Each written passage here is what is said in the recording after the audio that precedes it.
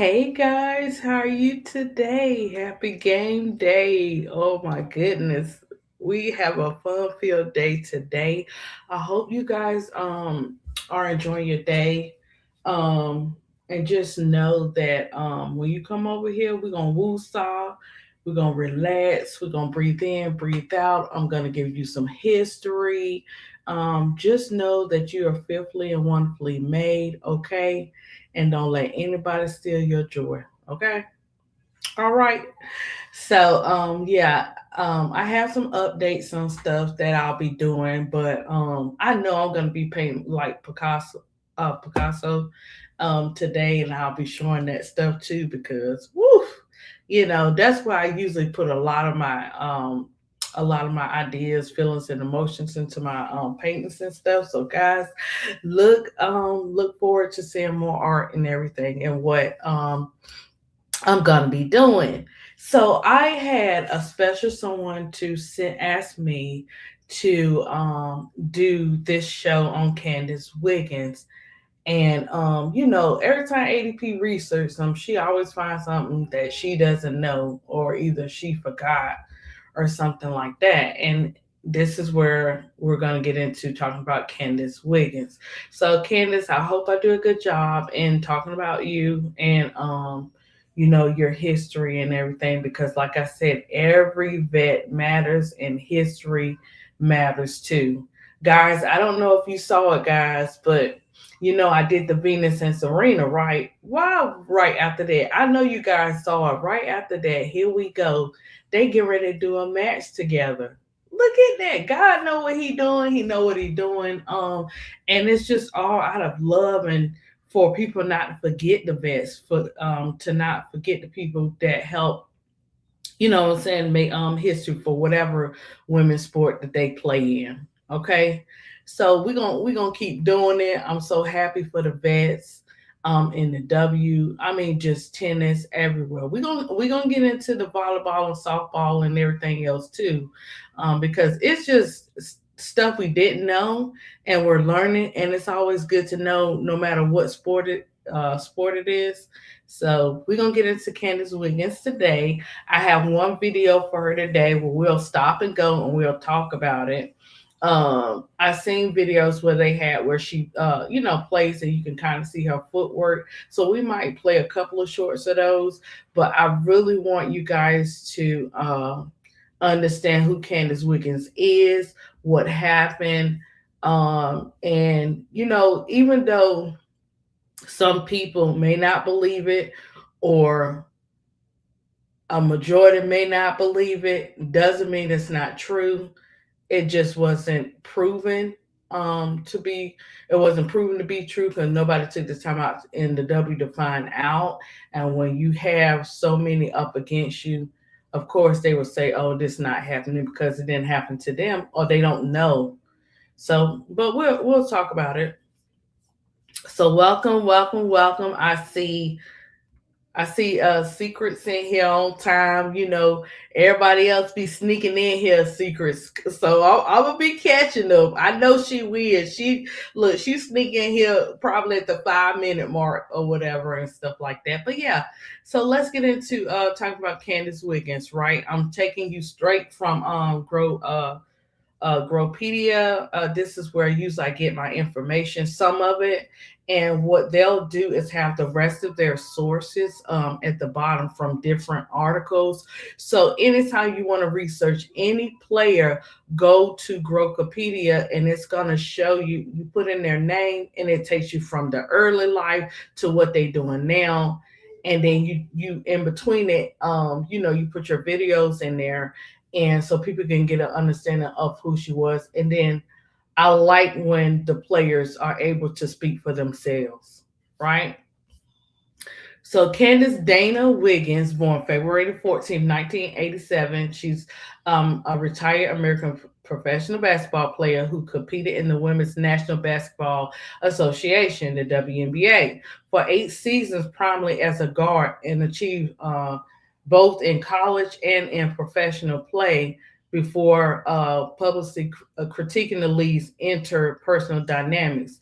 At Stanford University, Wiggins emerged as a great scorer, graduating as the all-time leading scorer in program and Pac-10 conference for women's basketball history with over 2,500 points, while earning multiple All-American honors, leading her team to a deep NCAA tournament run, including Final Four appearances. Selected third overall in the 2008 WNBA draft by the Minnesota Lynx. She quickly established herself as a key contributor, earning 6 Woman of the Year and All Rookie Team accolades in her debut season, averaging 14.7 points per game.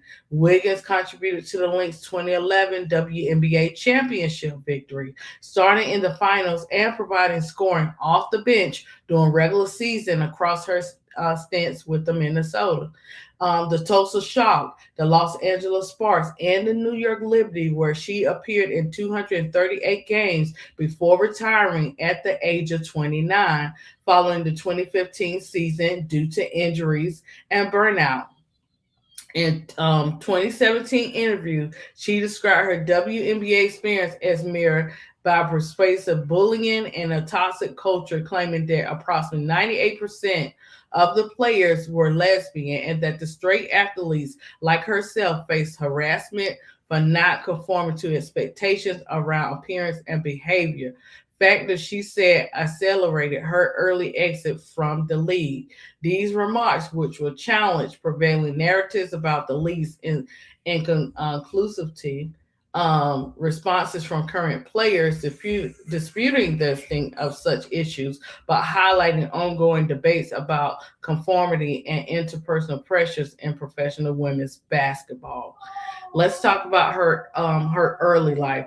Buckle up, guys, because you're gonna hear this, and then I'm gonna play the video where you're gonna actually hear it from Candace Wiggins herself. Okay, so let's talk a little bit of brief. They got a brief summary about her background. So Candace Williams was born on February 17th, 1987. Of course, we said that before, in Baltimore, Maryland. The youngest child of Major League Baseball player Alan Wiggins and his wife Angela.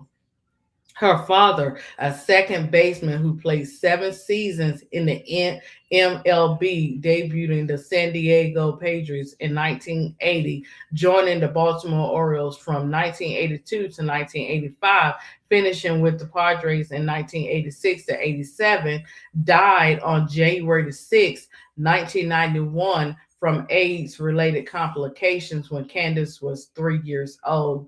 The family, which had relocated to San Diego area following Allen's baseball career, faced significant stigma associated with his cause of death, a burden Candace later described as a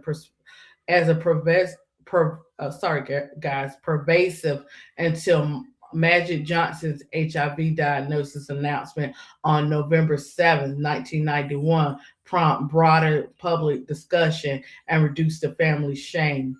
Wiggins has two older siblings, brother Alan Wiggins Jr., born July 19, 1985, and a sister Cassandra, following their father's death.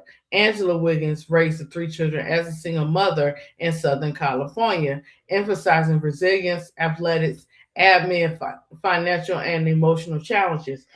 Sorry, guys. All three siblings pursued college basketball on scholarships. Cassandra at New York University, Alan Jr. at the University of San Francisco, and Candace at Stanford, reflecting a family emphasis on sport despite their father's baseball legacy. Her high school, we're going to get into her high school career. Candace Wiggins attended Loyola uh, Country Day School in Loyola, California, where she excelled in basketball and volleyball. She earned 4-year varsity letters in both sports, demonstrating versatility and commitment from her first freshman through senior year. So you can see, guys, that it wasn't just about basketball. It's this thing that I'm seeing. Like when the basketball players can do both and play multi sports, you just see so much versatility. Or is that just me? I could be wrong, or whatever. But yeah, so as a basketball player, Wiggins was recognized as a CIF Division IV Player of the Year each of her 4 seasons, highlighting her dominance in scoring, playmaking, and leadership on a small school program. Under her influence, she achieved great things in the pro season, reaching California State Championship game annually from 2001 to 2004. So the team secured state titles in 2001 and 2002, while finishing runner ups in 2003 and 2004, reflecting Wiggins' pivotal role in elevating the program's competitiveness. She served as a team captain through her high school tenure, guiding teammates and contributing to the squad's tactical execution. In her senior year, Wiggins garnered national acclaim as a McDonald's All American, affirming her status among the nation's elite high school prospects. Right? So, um, so as we can see in her early life and in her college life, regardless of dealing with something, because that is really deep, of dealing with your father passing, and of a disease of AIDS at the age of 3. So she, you know, she really didn't know him personally until, up until 3, and then it's like, her mom, was full time with her, her 3 children. So that's a lot too, to not be able to, share your dreams and goals with your dad as well. Um, so as Wiggins, she enrolled at Stanford University. Okay. In 2004, she played a point guard for the Cardinal women's basketball team through the 2007 and 2008 season.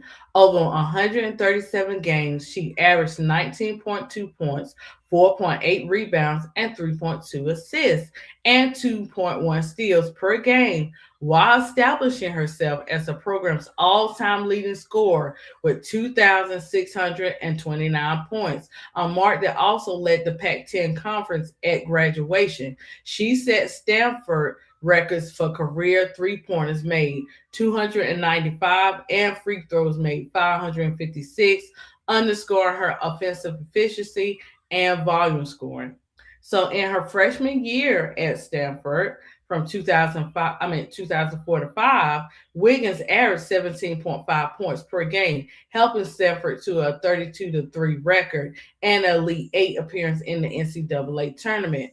Her sophomore season, 2005 to 2006, saw her lead the nation in scoring efficiency, averaging 21.8 points per game, fifth nationally, and elevating to 26.0 points in NCAA tournament play. Though the Cardinal ex, um, exited early than expected in 2006 to 7, as a junior, she averaged 16.9 points and 26 to 5 regular season. But Stanford suffered a second round upset loss to Florida State in the NCAA tournament.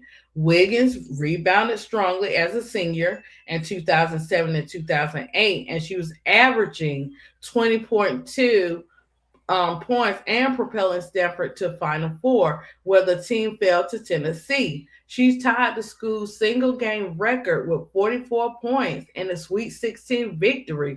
Do you know that's listen? People make it seem easy with these numbers, but you got to get out there and do it. And that's what she did, right?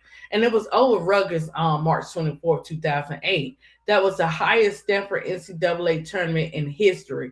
Right. I bet it was. 44 points in the Sweet 16.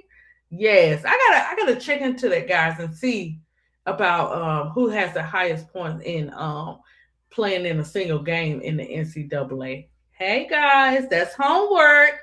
Get back to me on that. Who scored the most points in the Sweet 16? What team and what player? Okay, Wiggins, she garnered her All American honors in all 4 seasons, achieving first team status from the AP, the USBAA, and the WBCA as a senior. She was the first three-time Pac-10 Player of the Year and only four-time All-American Stanford history in 2008. She received the Wade Trophy as the nation's top player, recognizing her 787 points that season, a single-year Stanford record. Her contributions helped maintain Stanford's status, and they were contenders, okay, through that program. We're going to get into her awards, her college stats, and her WNBA um, information and all that great stuff. She did play international. She played the Olympics. So we're going to get in all of this because you know when you some some vets have more information than others. And so with Candace Wiggins, she has a lot of information. So I'm gonna get to it today, guys. They keep it simple. It might be like two paragraphs per section to get you guys to understand who this young woman was and everything that happened after it and for her to retire at 29 years old you know. So we'll get into all of that. I'll try to keep it as short and simple. So each section, I will just probably do about two paragraphs of it to shorten it up and sum it up, and we'll go from there. But I do want to play this video. This is Candace Wiggins. She's gonna talk about dealing with the things that she had to deal with in her life, and then we'll get back to the more the history. Um, Let me see.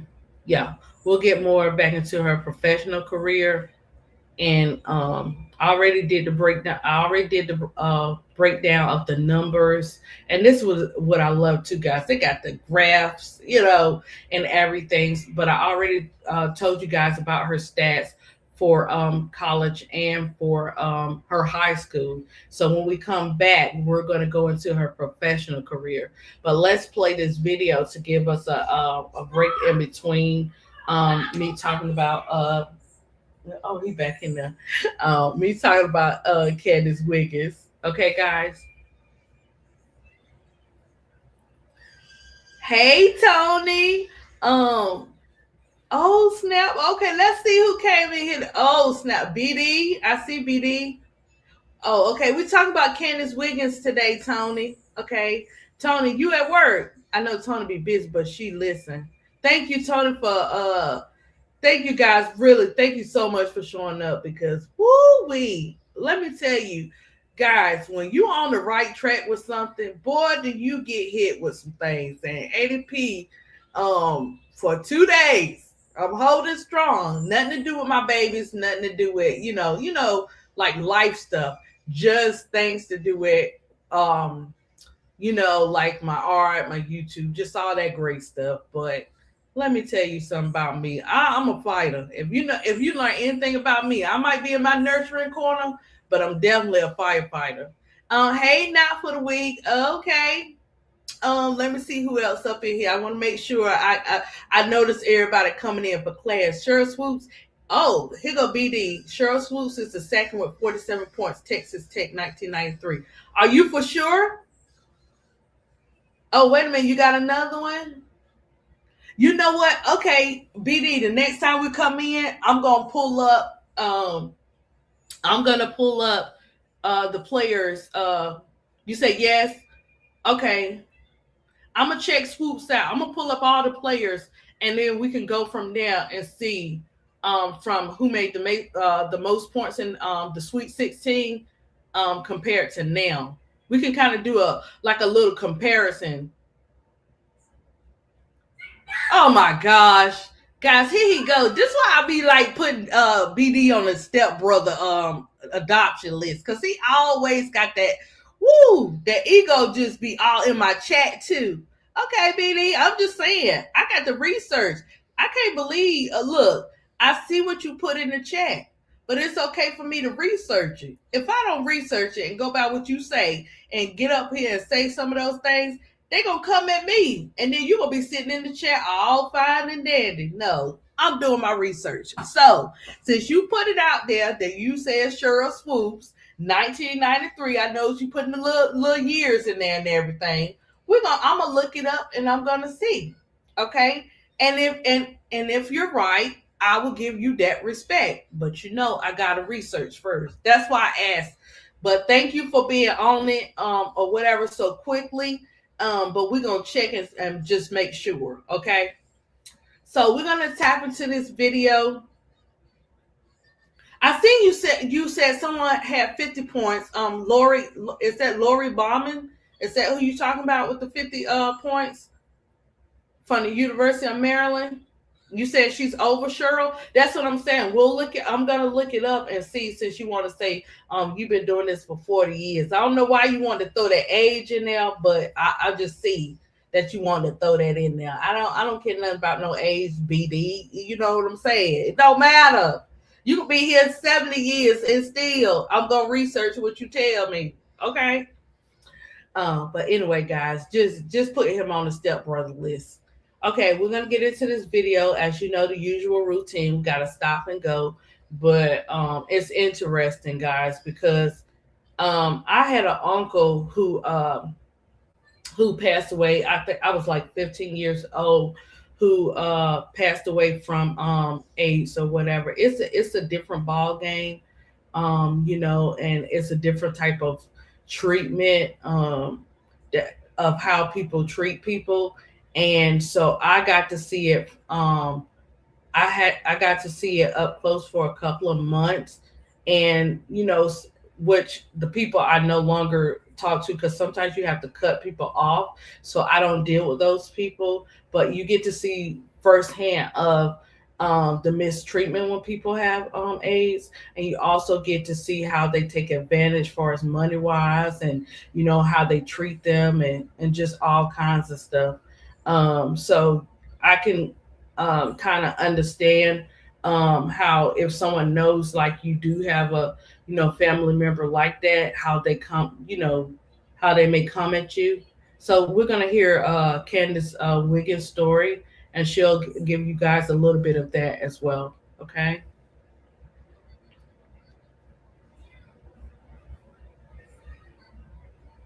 Raw talent and drive to be one of the best. A point guard and Southern California native, Candace achieved her dream of playing in the WNBA after a record-breaking career at Stanford University. Growing up, she was often compared to her father, Major League Baseball player Alan Wiggins. She was 4 when he died from AIDS after a long struggle with depression and drug abuse. I ran like him, I looked like him. So that became like kind of my blueprint of how I was going to succeed, because my family, I gave them so much comfort. In the wake of his death, Candace felt that her family's well-being depended on her ability to carry on his legacy of success. It was definitely the driving force for me, and I knew that there was a way that I could create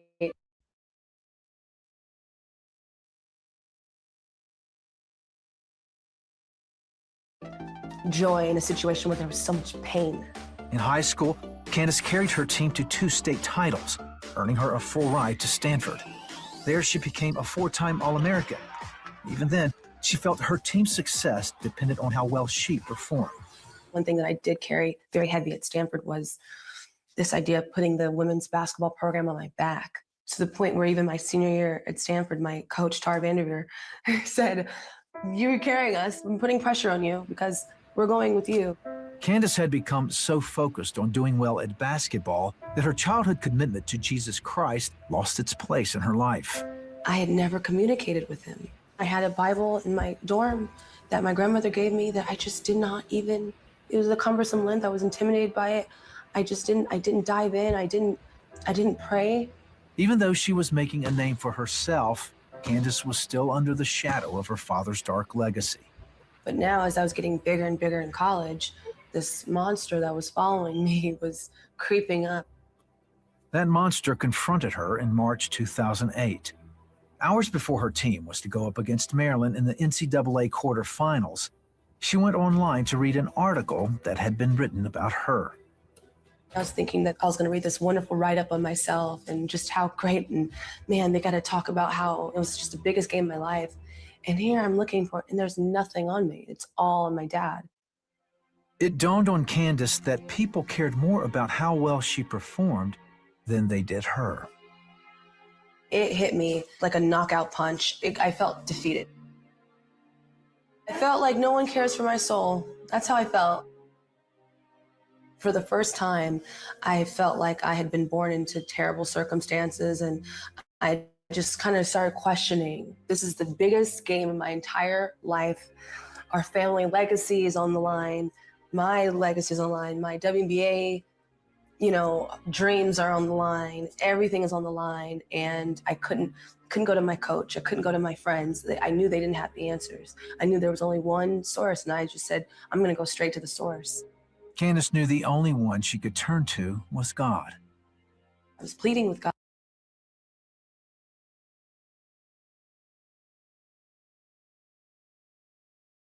Guys, this is a perfect example of one. I try to make sure I'm not perfect, but I try to make sure that I be the best version of me. Not just on this podcast, but outside of everything. The only thing that will make me go off straight to a 10, like I said, is for the people that I love, and my children. And it has to be something major, or anything that, what I'm saying, that you come with when it comes to my kids. With me, what I'm saying, people, I've come to the realization that people gonna like you or not. They don't have to, but you're gonna respect me, so it's not forced. I just but I had to learn those type of things. So that's the only time. But as you can see, you being a parent, that reflects your children. Whether it happens right then and there, it can happen down the line, because we have we have such big generation. So to see that it's coming back to her, far as them caring more. And sometimes people do. We see it with our players then, where they be like, go ahead and play, what I'm saying, she'll be all right, suck it up, play the next game, whatever. That's it. All that. Some people just want to see just the player play. That's all they want to see. They don't want to see the player's life. They don't want to see what the player's doing in and outside of their career. So of course it would hit them different. And then to bring also the past of her dad and stuff like that. Look, people, you can't condemn people for having certain diseases or having things that go on. But some people do that. And to have it where she couldn't talk to anybody, and you closing up and you hold all that inside, that's not easy. And when you hold it inside, you have it, and you cannot get it out. That's when you at your breaking point. That's when you have to go to something else, whatever you believe in. For me, over here, God is first, but you have to go to that. And me as I've been there. When I lost my Caden Bear. I've been there when I had a birth mother who chose to, do drugs and abuse her kids above everything else and taking care of them. So I've been in those situations where they tell you, or you tell yourself, to be quiet. But then I became the opposite of speaking out. So kudos to Candace for being able to speak out, of what she's dealing with and how she chose to deal with it. Some people don't live long enough to be able to tell it because they can't take the pressure. So kudos to her. I'll finish up. Please, just, if nothing else, just erase all of this pain and just, it's me and you now, and it was like the first time that I actually relied on that, on my prayer. Then it was like this quietness. It was like this calm and this peace. Okay, something's different now. Candace scored a career-high 41 points that night, leading her team to victory and a spot in the Final Four. I broke a record that no male nor female has broken yet, but the crazy part about the game was that it wasn't me. Like, I wasn't, there must have been angels or something around me, because every shot I would take it and be like, why would you shoot that? That's terrible. I would just throw it up and it would go in. And then I'd shoot it again and it just went in. It's just like, oh my gosh, this is an answered prayer. The team lost their Final Four matchup against the University of Tennessee, ending Candace's college career. But now Candace didn't base her identity on wins or losses, or even her father. It came from her relationship with Jesus Christ. It was God answering my prayer in that time. He knows us when we're at our lowest point, and him understanding exactly what I needed. I needed him to hear me, and for him to talk to me through the game, to finally be Candace Wiggins and not Alan Wiggins' daughter. Recently, after 8 years in professional basketball, Candace announced her retirement. She's grown in her faith and has learned even more about her identity in Jesus Christ. But there's one lesson she'll always take with her. For me, Jesus was a path to follow, a leader. He gave me an outlet, a way where I didn't have to be perfect. My life didn't have to be perfect. He gave me a way out of all of the guilt that I had held on to, all of the people pleasing. I finally could just exhale.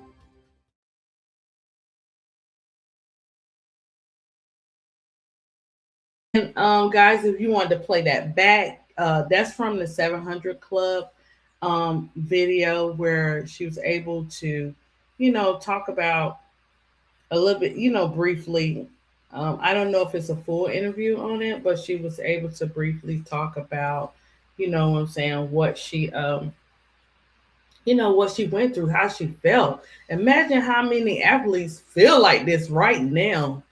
And we're gonna get into, we'll get into the rest of it, the rest of her information also, and then, oh, I got her draft day. Let me see if I can pull up. I'm gonna see something, guys. Let's see if I can do this, and then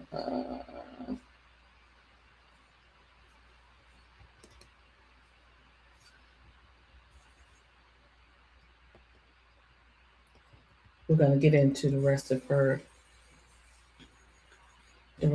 history.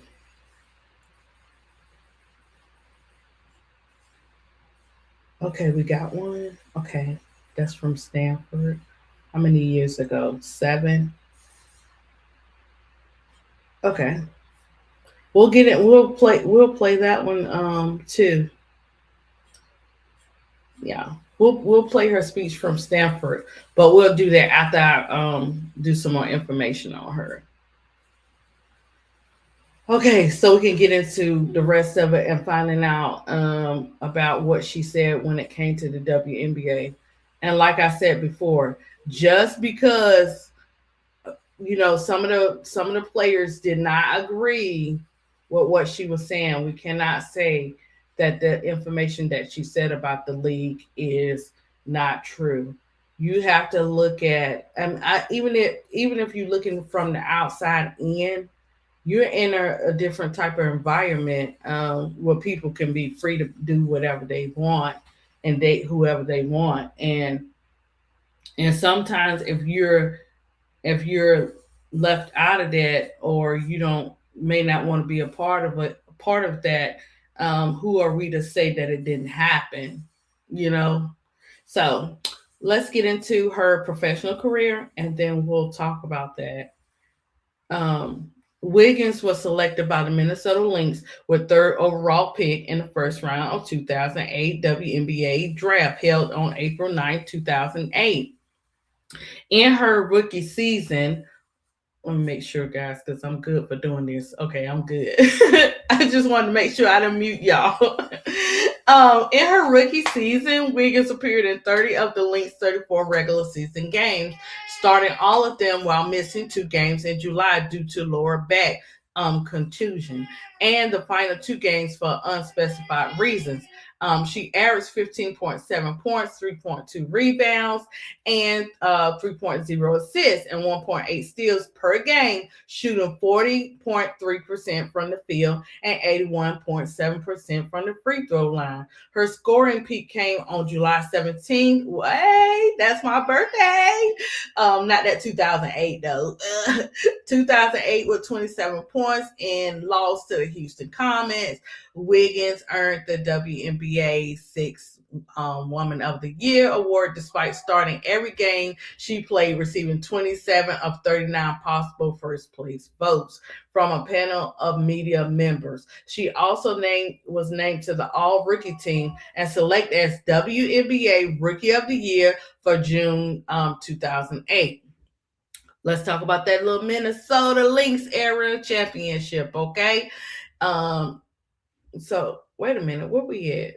Did I just talk about that? Why did it? Oh, it did it again. Okay, we're gonna skip that part then. Let's talk about this part. Okay, so Wiggins in 2010 season was curtailed by knee and Achilles injury, limiting her to just 8 games where she averaged 13.8 points and shot an efficient 45.7% from the 3-point range. She returned in 2011 as a bench player. Man, you know what, guys? Y'all be saying bench player, but can they be something else? Why they gotta be all like the bench player? I just feel like some type of way we all say bench player because be some good players coming out in the second round. Can we just say second round? Oh, we gotta keep a bench player. Okay, but anyway, I ain't trying to change the game names. Contributing to 5.9 points, 1.9 rebounds, and 1.5 assists across 34 games, 17.1 minutes per game. That year, the Lynx advanced to the WNBA Finals against the Atlanta Dream. Okay. Sweeping the series 3-0 on October 16, 2011 to claim the franchise's first championship. Wiggins appeared in all 3 final games, averaging limited minutes as a reserve guard behind starters like Lindsay Whalen and Maya Moore. Okay.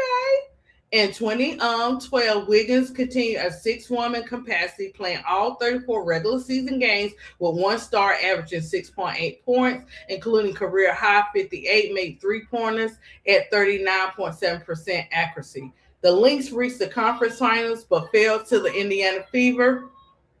Wiggins logged 9 playoff games, providing scoring Mumu over her Lynx tenure 2008 to 12 and appeared in 140 games, averaging 10.4 points, 2.5 rebounds, and 2.2 assists. Later teams, okay. On March 1st, 2013, Wiggins was traded from the Minnesota Lynx to the Tulsa Shock in 3-team deal involving the New York Liberty in exchange for which the Lynx acquired forward Janelle McCarsville, and the Shock received forward Nicole Powell with the Tulsa in 2013. She started 31 of 32 games, averaging 10.1 points, 2.9 rebounds, and 2.0 assists per game across 27.4 minutes of play. Wiggins joined the Los Angeles Sparks from 2014 season, limited by injury to 17 games, and she only averaged 1.6 points and 1.2 rebounds. Okay. So in 2015, Wiggins signed with the New York Liberty, appearing in 32 games off the bench. She contributed to 2.8 points and 1.9 rebounds. Okay.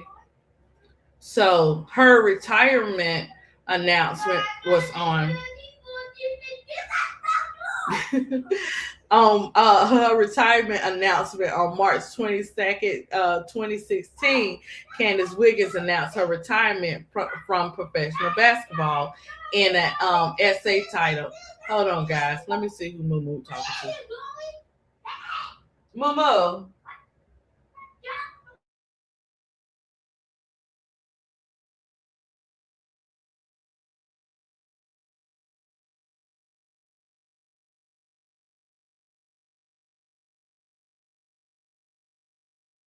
I don't care. I'm gonna get ready to have me a good time. Okay, Gason. I'm gonna leave you alone.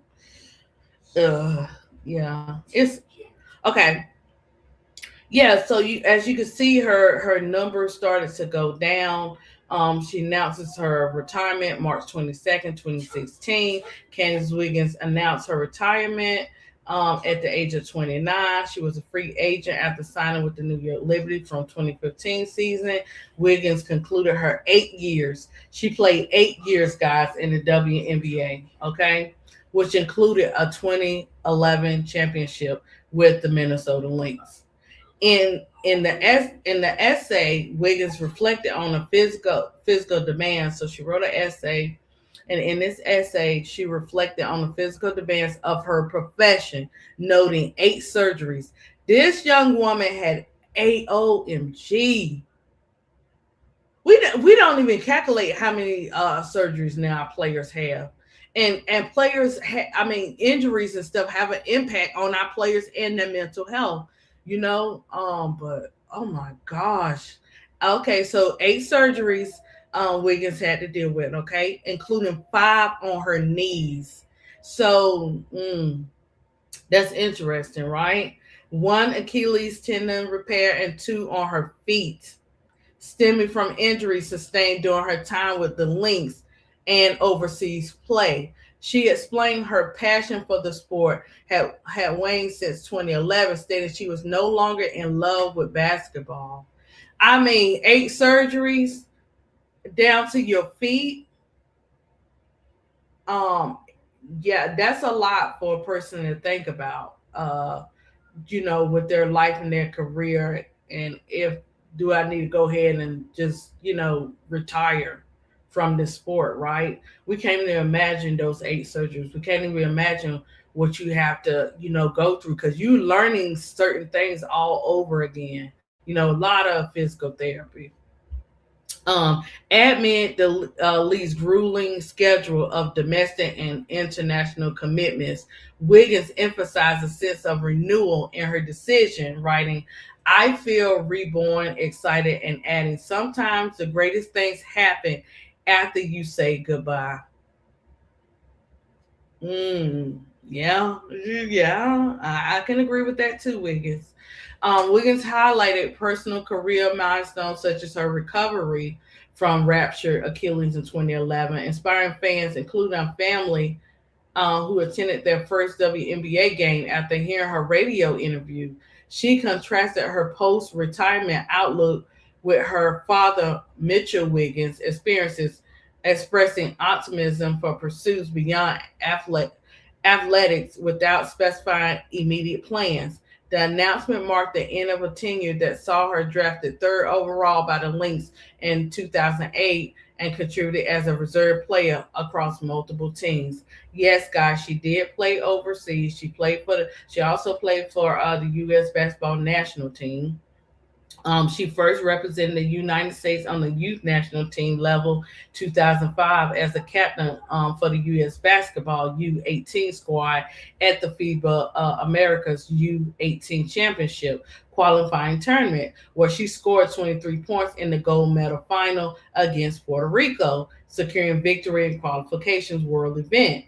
In 2005, she captained the U.S. U19 team at the FIBA U19 Women's World Championship in Tanzania, averaging 19.5 points per game while shooting 65% from the field at 66.7% from the 3 point range through rounds. She set a tournament record with 7 3 pointers in a single game against Congo. Sorry, guys. Contributing to the team's undefeated 8-0 run and a gold medal win, and was named to the All American Team tournament. 2007, she captained the U.S. U21 national team to a gold at FIBA U21 Women's World Championship in Moscow, Russia. And standout performance included 27 points, 4 out of 6 from the three in the championship game, and 21 points against Hungary in the semifinals, helping overcome deficiencies in key matches in this particular tournament. Then the same summer, she gets another gold with the U.S. at the Pan American Games and Rio in Brazil, further established her leadership on the national youth squad. So she's always had the gift, guys, in her, to be able to be a part of the basketball world, be a part of the basketball world internationally, um, and in the United States. Let's talk about the Olympic and the World Championship, right? Okay, so she attended training camps for the U.S. basketball women's senior national team in preparation for her major international competition, right? Including the Olympic Games and the FIBA World Championships, but was not selected for any final rosters, right? So, okay, in September 2007, during her senior year at Stanford, she participated in the senior national team camp and played in two exhibition games against Australia, contributing to victories in both contests. Invitations to camps such as those in 2009, ahead of the 2010 FIBA World Championship, follow a similar pattern without advancement to competing squads, which went on to win gold medals without her involvement. Okay, 2012 Olympic team selected from a similar pool of candidates also excluded Wiggins and secured gold in London. Let me tell you something. This sounds like, um, I'm sorry, I got to keep the main thing the main thing. This sounds like how they doing Enrique and AT. But I'm not the one to start stuff up, but this seems like this is how they, you know, and we've seen it. They got particular players that they want to play for these teams and stuff. But the fact they have not put Enrique on one of those teams or AT, it says a lot. You can say what you want to say about these two players, but they are definitely great, phenomenal basketball players, and they get overlooked a lot. Just because a player have a season where you don't see them the same, you can't forget all the accomplishments and that they have achieved before all that happened and now. That's why I don't be that's why I be in my corner, guys. I tell you, I be in my nurturing corner, because sometimes when it comes to certain things, and not all things, sometimes I could be acting up real bad. But sometimes, most of the time, I have to look at the overall picture. I can't look at the right now. If I look at the right now, I am the movement is not going nowhere. You hear me? But when I look at the overall picture, oh, I see what's up. I see what I need to do. Stay on my grind. Don't stop, right? But that's for a later topic too. Could that be possible? Could that be true? Because you notice it's to the point where AT says she don't even worry about it, and no player should have to say they don't worry about it. Um, What's going on? Hold on, let me check my chat out right quick. Hold on, guys, because see, y'all stopping doing my class, and you know what I'm saying. You ain't supposed to be doing all that. Big girl, you are late. You probably I ain't even look at the time yet. You just hold on. Okay, I'm gonna call out her stats for no, I'm not, because I already did her stats. Her WNBA regular season, I was talking through that all through the through the sections or whatever. Let me see. It's got the WNBA playoffs. I might read a little bit about the playoffs, and then we're gonna get into the controversy. Okay. Let me see what they said in the chat. So, guys, we're gonna take this time. I'm gonna take this time to look in the chat and see what everybody did here. I noticed that she was late, but she not for the week. It's okay for not for the week. Not for the week, you okay. And I'm gonna tell not for the week later, because y'all be acting up thinking I'm showing favoritism and everything, and I'm not showing no favoritism. But did I talk about BD said get to the juicy stuff, ADP. Good grief. She always come in here with that Charlie Brown stuff, and she be late. No, I'm taking you all the way down memory lane, because this research is good. I mean, I didn't know about her dad. You know what I'm saying? I didn't know how she felt. It was someone great in the chat say, hey, ADP, can you do this person? And that's a reason for everything. I don't know what it is, but I try to make sure when people ask me to do a player or ask me to do some type of history, I make sure I do it, because you never know what it's for. right? You never know if she watching and this uplifts her spirit today. We never know because they're watching. I'm telling you, they be watching stuff. Um, Okay, so let's see what cause they're popping off. Okay, he was talking about the Clarkies and stuff. That's the usual. That's like the Orange Man. I can't cater to none of that. Let him do him because he getting ready to find out. You can't you will be held accountable for your actions and all that kind of stuff. But I ain't even gonna read into that. Part BD. Um, oh, she cooking dinner. Ooh, no, big girl. I'm gonna skip over that because you're making me hungry. I wonder if ADP ever did Teresa Edwards. Oh gosh. Um, I know I did a lot of LSU.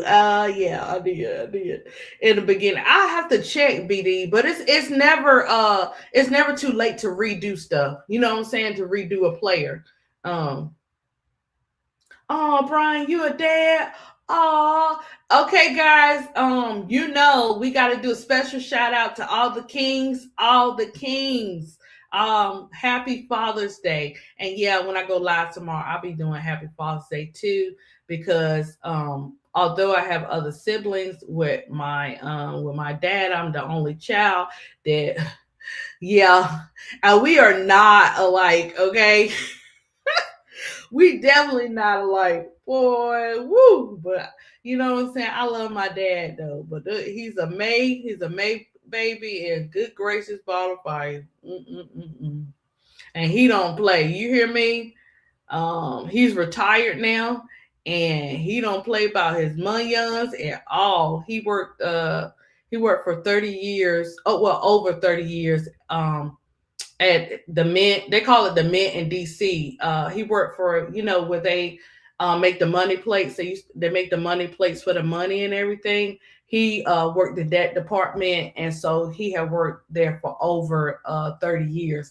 So he don't play about his money. He not like me. How they say that he not like us. He not like me. And they don't be playing about their stuff, especially when they get older. So he's doing good. He's retired. He don't have to want for anything, and investments pay off. And with him, and so I love my dad. My dad is good, even though we might go back and forth about something or something like that, or even when we don't. We're just good. So kudos to the dads out there. Um, Hey ADP, I really hope Carl have another plan for the future. Kish, why you want me to? Do you want me to crash out early? Look, I'm gonna touch on Carl in a minute. Let me get finished with Wiggins, but we're gonna touch on that and see what we need to do with Carl, because I know they doing all this Barbie TikTok and everything in America, but I'm watching him. He is on the he is he's over there, Carl. And I've been trying to vouch for you, Carl, but there is zero exceptions for what happened. And I need to see some movement. Um ADP likes to read. ADP was the first one in class to raise her hand to read. Let me tell you, no, what happened was my teachers always messing with me. They will always mess with me.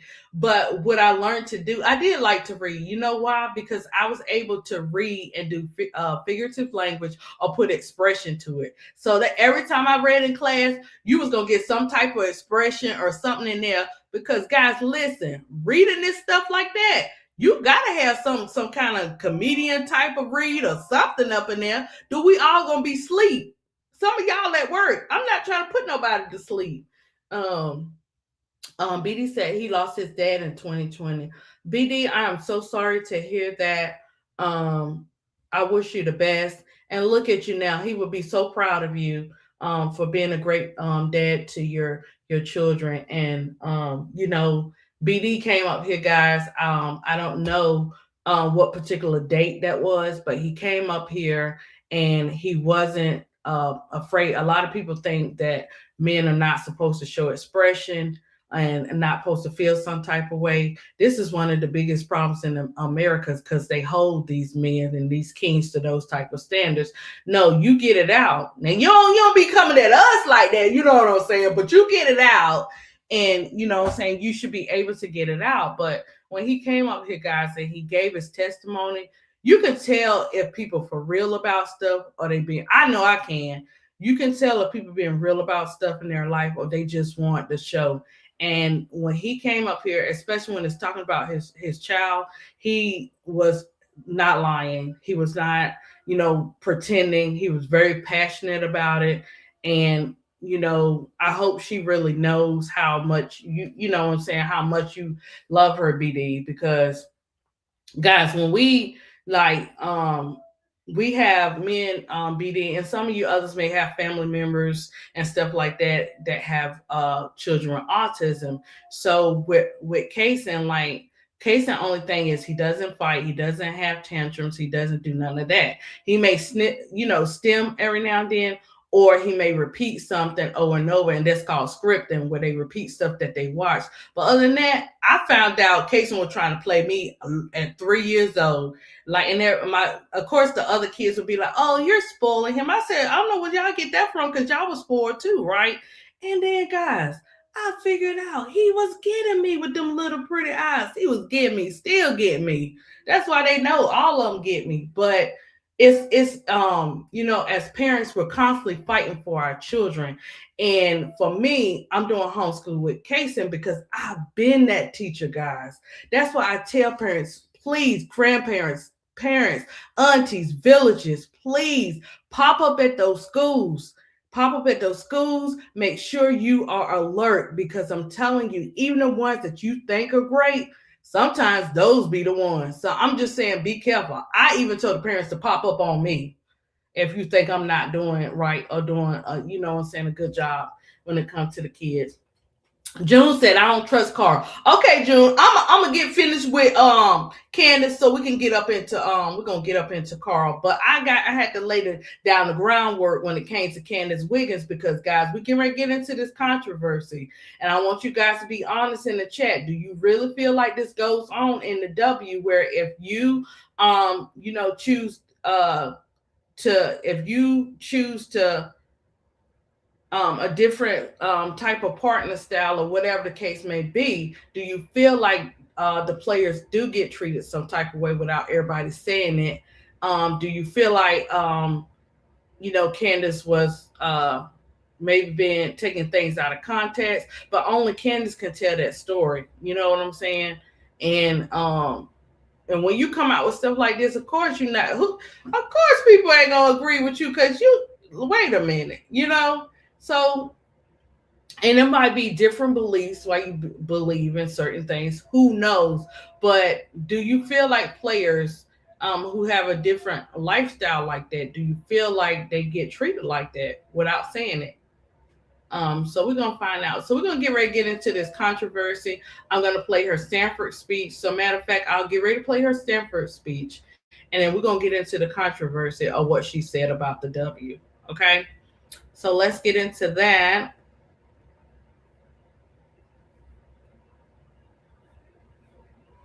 My speech yet. Okay. Let me tap on it. Now we celebrate the induction of basketball player and my former teammate, Candace Wiggins.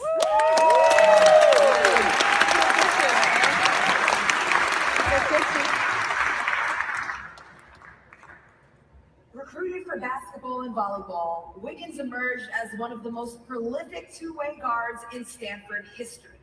She is the program's only four-time All-American and departed as the Pac-10's all-time leading scorer with 2,629 points.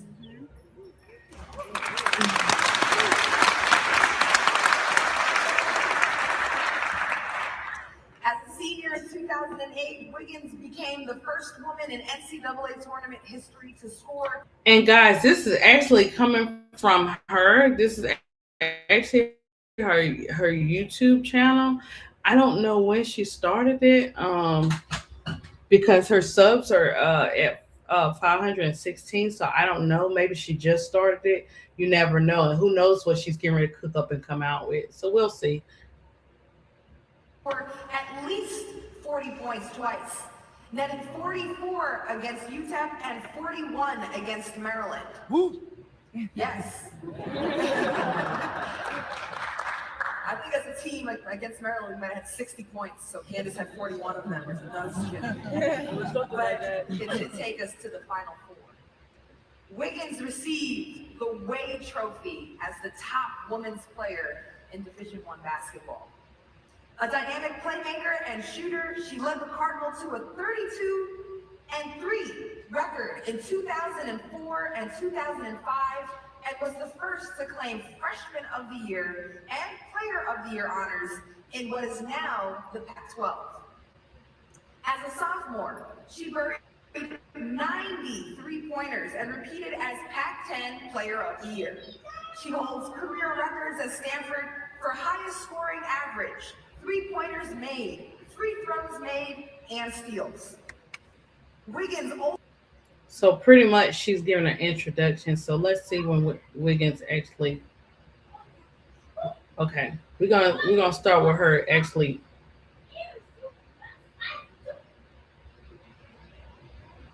Oh, they got some people. Okay.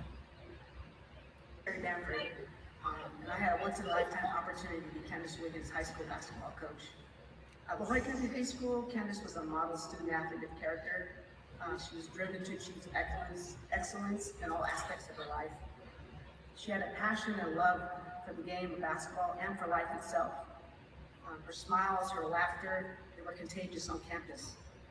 Candace is sensitive, compassionate, and a loving, caring, faithful friend and teammate. But what people need to understand about Candace that separates her from the rest, which Bob has talked about, was her fierce competitive drive. For her, losing was never an option. In the 4 years I coached Candace, she never lost a drill in practice. Candace had one speed, and that was full throttle on everything she did.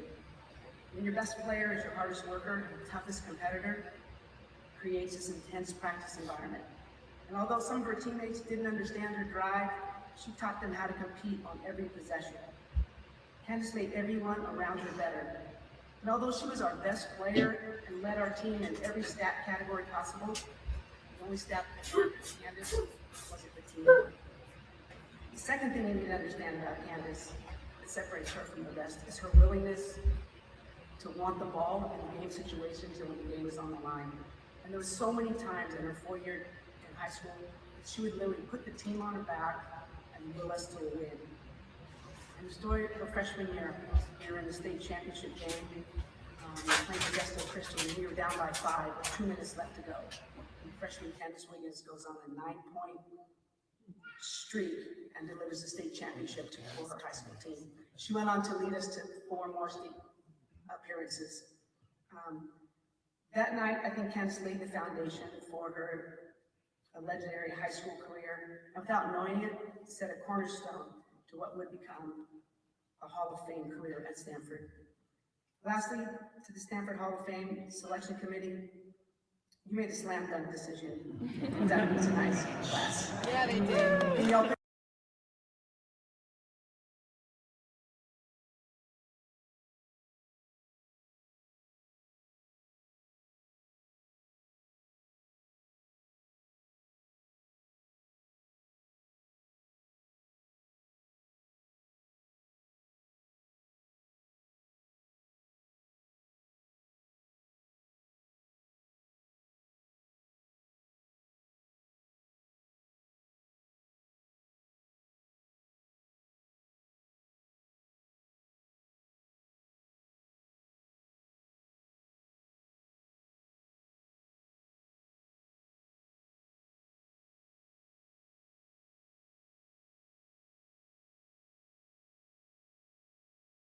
put your hands together and help me congratulate Candace Wiggins.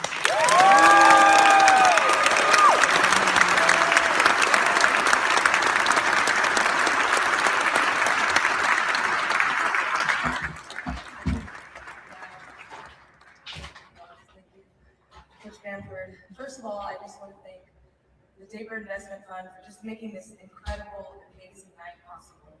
And I also want to congratulate all the members of this Hall of Fame class, and just congratulations to all of you. I'm in such great company. I would like to thank my family and friends who came out to see me, and I know they know that this night is a bigger night than even my wedding is going to be. This is so I thank you guys for coming out and understanding that. And I also would like to thank Kate Pay, Amy Tucker, and Tara Vanderveer, who are here tonight as well, my coaches, the greatest coaches in college, and also the MVP. She's not here, but her name is Marcella Shorty, and she was our trainer.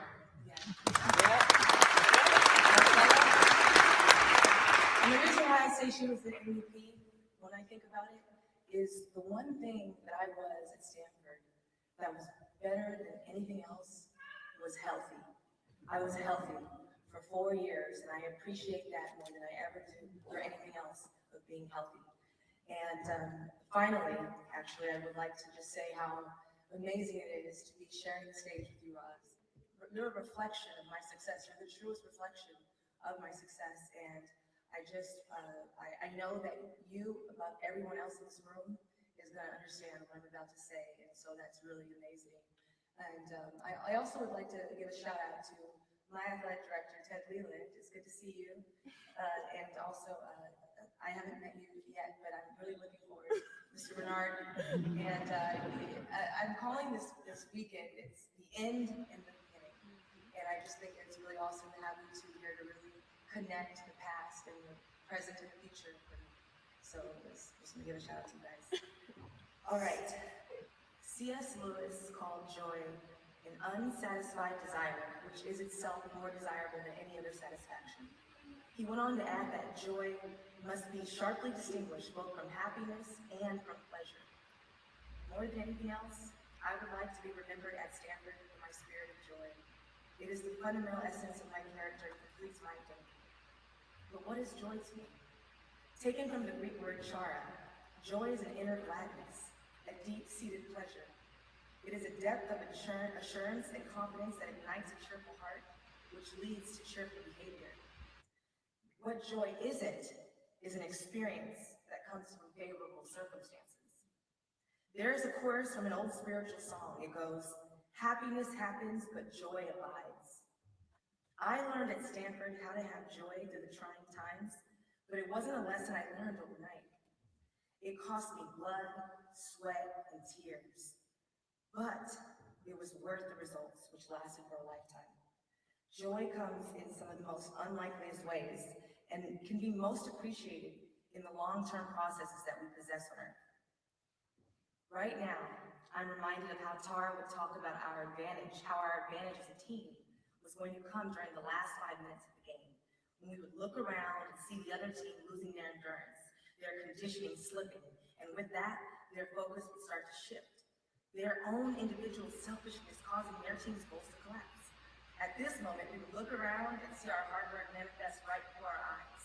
Suddenly, everything we were doing met its ultimate purpose. All the tedious drills, the endless running, the daily habits that never felt like they were worth it, suddenly we got it.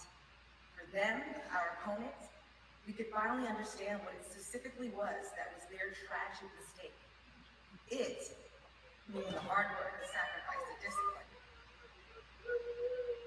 So, guys, it's good to hear Candace speak, and it's good for her to hold accountability at the same time. We're not perfect. You know, when we have those hot heads, you can't tell us nothing. And when you're under that type of pressure, you could turn into someone else because you're so busy trying to get the job done. And I'm a firm believer that your childhood experiences comes into play as an adult too. And it just depends on how you choose to deal with it and what you do with it. It wasn't worth it. It just wasn't worth it. The box out, the diving on the floor to hustle for the loose ball, the best screen to be set for the best open shot, the talking and the communicating on defense and offense, the high fives, the sharp focus during the timeout, the extra pass, it simply wasn't worth it to them. In that glorious moment, we realized our true competitive advantage. All of these things were worth it. To us, all of these things were worth it. That was our competitive advantage. And the way we were able to understand this is because we did it together. We learned the greatest lesson during the last 5 minutes of these games. And that lesson was that it only takes teamwork. You never go through anything in life and obtain success without the support and camaraderie of others. It was then that we began to love and enjoy the process that we knew other teams despised. It started in the spring of the year before and continued throughout the season. It required our trust in each other, our trust in Tara, and I always knew that it was going to begin and end with my choice and then my actions. But because of the team around me, this attitude came so easy and natural. At this moment, I recognize this as my greatest accomplishment, and what I am most proud of achieving is this mighty revelation, becoming the new source of my newfound joy, rediscovered at just the right time. Because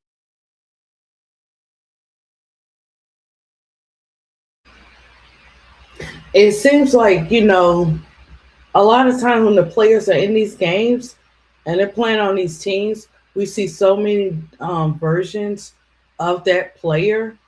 But then when they get older, they're able to show their accountability, even though, different differences are, like she said, people pleasing, not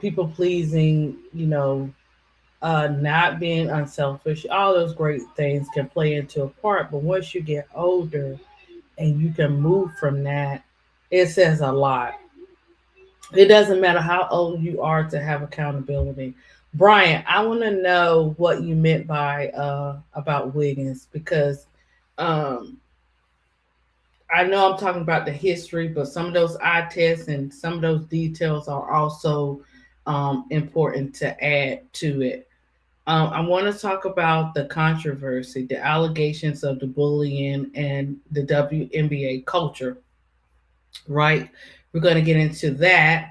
Hey, Robert, how are you? I see you up in here. We're going to get into that, and then we're going to go ahead and tap into what we're looking forward to seeing in the game today. What do Carl Clint Samesco need to do in this particular game? I'm not even worried about this game. I think I'm so like out of breath from that last game. It probably take me a little bit of time, because I'm feeling some type of way. But yeah, I'm starting to see something. Now I'm gonna ask for the LSU fans out there and for the South Carolina fans out there.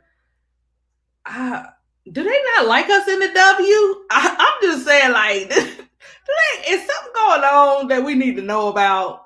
But anyways, I'm looking at stuff and it's crazy. But okay, let's go about the allegations and the bullying in the WNBA, right?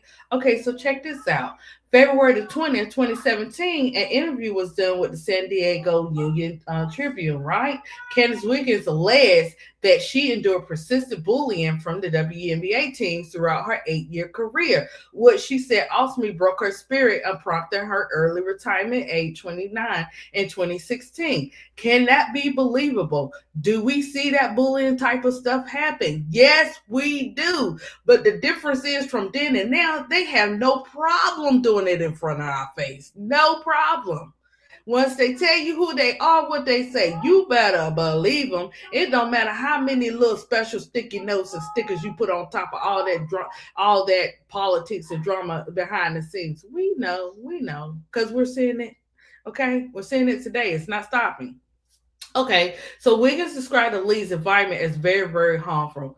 Um, you can say what you want to say when it comes to anything that I'm saying about Candace Wiggins, but what we cannot say is what she's saying now is definitely happening now in the W. We're seeing it. It ain't like they hiding it. We definitely see that this stuff is going on, and it can be harmful because we're seeing it with one of our baby goats, Angel Reese. Okay, so Yeah, she said it was very, very harmful, characterized by jealousy. Hers is more of jealousy. I want to say in this particular situation, she probably has some other things too, but jealousy towards straight players who were perceived as feminine, publicly popular, with harassment, including physical confrontations and social exclusions. She attributed much of the hostility to her heterosexual identity, stating, "Me being heterosexual and straight and being a vocal in my identity as a straight woman was huge," and claimed that conforming to an unspoken code, particularly around sexuality, was expected to avoid retaliation. And listen, um, it may not be, everybody might not feel like that just because you choose, your different way of life, but you can't say that there's nobody in there that have been in a Candace Wiggins situation, right?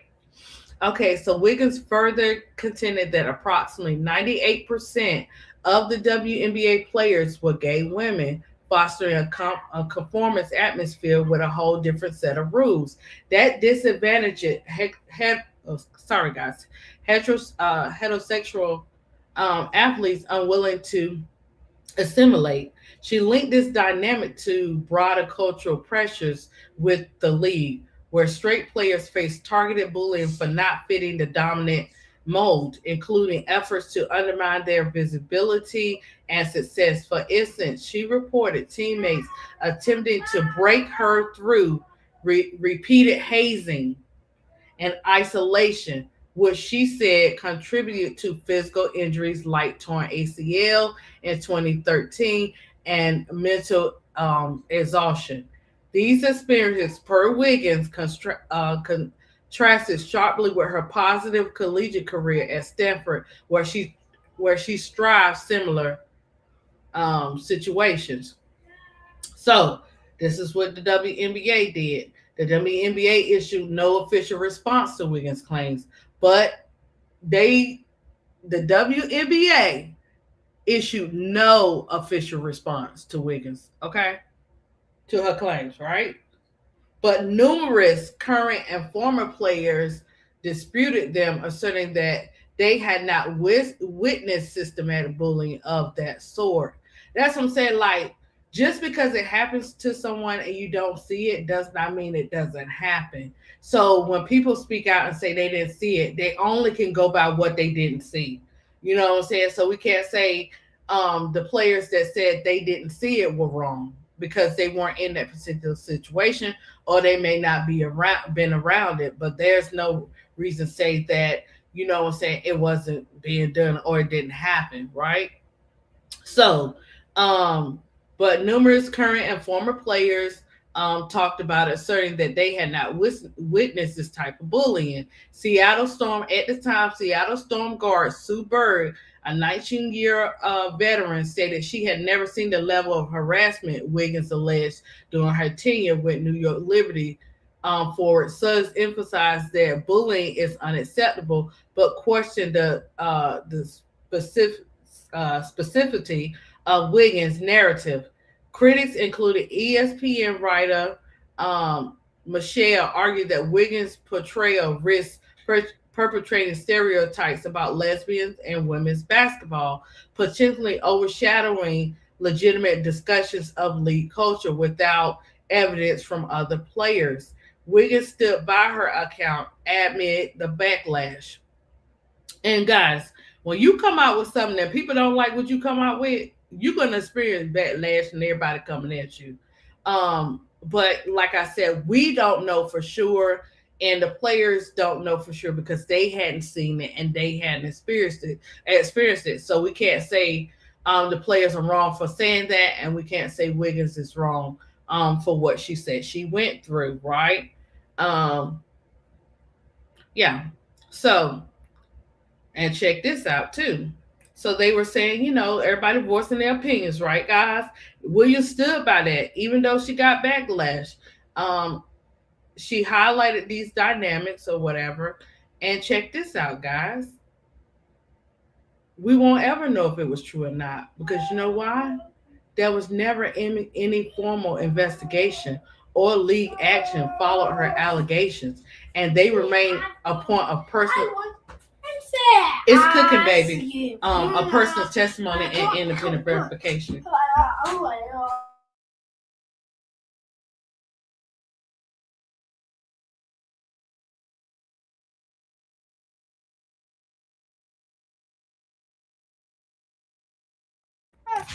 Go look at. I think I got a watermelon lollipop in my bag. Mommy, let's Yes. go. No Reese cup today. I'll tell Kylan to bring you one back. Go look at my pink bag. Pink bag. Right there. Pink bag. You see it right there beside the green one. Hold on, guys. I think it's right here. Casey. No, right here. I think so. Oh, look at this. Aw, what do you say? You're welcome. Okay. That's your treat for today, Casey. Okay. So yeah. So there was no investigation. There was no look into it. Nothing. So you can't say she was wrong. You can't say she wasn't telling the truth. You can't say this wasn't what she had to say about the situation. You really can't debate anything because they never investigated it. And like I said, everybody has the right to speak up on things like this because you don't want to get attacked. For me, I'm not here to judge anybody. Who you love is who you love. What you do with your life is what you do with your life. I'm not God, and I'm not doing that. You hear me? I'm not doing that one. But that's not to say in this situation. Okay, I'll open it for you. That it wasn't done, right? So she did this. She did a public. Hold on, Casey. Oh gosh! Hold Here. on. I should go to Oh no. Hold on. It's hard to open. Oh, okay. No more. They don't really want you to get it. Wait. It's watermelon now. Okay, Just. you got it. Okay. So guys, February 21st, 2017, she did the interview with the San Diego Union Tribune, in which she alleged persuasive bullying tied to her heterosexuality in a league she described as 9% gay, right? Numerous current and former WNBA players disputed these claims. Delisha Milton-Jones, a veteran player and executive at the time, rejected the notion of the systematic anti-straight bias, stating that while individual bullying could occur, Wiggins' portrayal overstated it as defining league feature. Similarly, rookie Imani expressed sympathy for Wiggins' personal experience on Twitter, writing, "I was sad because that was your reality," but emphasized her own positive interactions across diverse identities in the league. And that's really all you can say. You cannot say Wiggins was not telling the truth, or she was telling the truth, because you didn't experience it and you weren't there. And then not only that, if they didn't investigate nothing to her claims. So they just pretty much like brushed it off. Usually when people, and I'm not saying nothing, guys, what it seemed like, I'm just saying allegedly what it seems like to me, if a person comes out and says something like this, you would want to investigate. Even if you feel like the things they are saying are not true, you would want to look into it and investigate in it. Even if you didn't want to open up those can of worms where the women who chose to, live a different life or whatever, you don't want anybody coming at them too. So you get it from both ways. But when a person makes a big statement like this is something that you would want to investigate. This is not something you will brush off. I can see if they investigated the guys and say, okay, we looked into it and we may see certain things here and there, or we may, or her particular experience and the time and place of whoever was involved in this. You know what I'm saying? You can also go back and run tape and see film and see certain things. Let's see, is this about basketball or is this some type of personal agenda? You can do those things, but they did none of that. So we can't say it's true, but kudos to, some of the players reaching out, and one of the players saying they felt sad that she had to go through that. And so evidently for even one person to speak out and say that, it probably was different things in there. They couldn't relate to that particular situation with themselves. Just because a person can't relate to that certain situation themselves doesn't mean they didn't see it happen to someone else. Okay. So then you have WNBA players like Stewie. She addressed the allegations on SportsCenter February 23rd, 2017, countering that the league fostered rather than conform to hostility towards straight women, and highlighted her supportive environment as the number one draft pick in 2016. Former player Kate in February 2017, CBS Sacramento op-ed disputed that 98% of, and she probably just gave a percentage. That doesn't mean exactly 98%, but I can't speak for Wiggins, but 98% figure as based on her observation, argued that Wiggins' narrative reflected personal resentment more than league-wide reality. Noting successful straight players like herself thrive without issue. See, that's what I'm saying. You can't say someone's truth isn't true because you're not the one going through it. I'd rather you say, like the other player said, hey, this wasn't my experience, but I feel sad that you had to experience that. It may not have been you, but that doesn't mean it didn't happen. Stanford coach Tara, who also defended the WNBA on February 22nd, and you notice big names and stuff like that are saying they didn't see this happen. Okay, Mumu, or they didn't believe this happened. Again, it doesn't mean it's not true. You know why? Because they didn't investigate. Mumu, it's okay. They didn't investigate what Wiggins was saying. So if you investigate or you check into it, that's different. But we're speaking on people's assumption because that wasn't them. That's all I'm saying. This whole situation is what I'm saying is, if you felt like this wasn't true, you got star players saying they didn't have this experience, they didn't see that. Why wouldn't you want to investigate? Why wouldn't you want to check into it? That's something deep. She went on to, have interviews about this stuff. This is not something we just have behind conversations. We having behind closed doors. So if she did that, she most definitely probably went to them as well.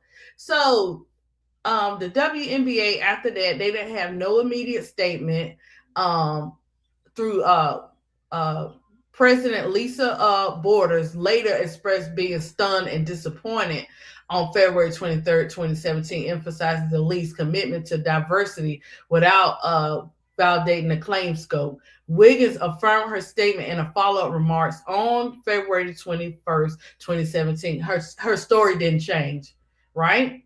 Refusing to respond to centered on empathy for potential personal mistreatment while challenging the allegations.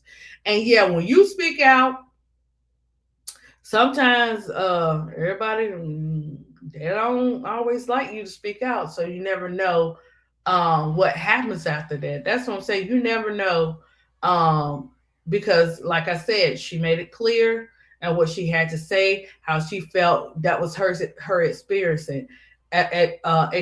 but they didn't investigate, guys. They didn't investigate. Just like some of the stuff they doing now, talking about they checked into it. No, you didn't. You saw what we saw, but allegedly you just want to come out with a different response. We're seeing it now. You can say what you want to say about Wiggins, but we're actually seeing a lot of this stuff today. and it's not being hidden. We're seeing it with our eyes, right? So post retirement, she she went from professional basketball to engaging in coaching at AAU and high school levels. April 2022, Wiggins was appointed director and head coach of women basketball program at Spire Academy of Sports Training Facility in Geneva, Ohio. Media appearances. She's had media appearances 2017 when she did that appearance about the situation. She did reports for Fox Sports and ESPN.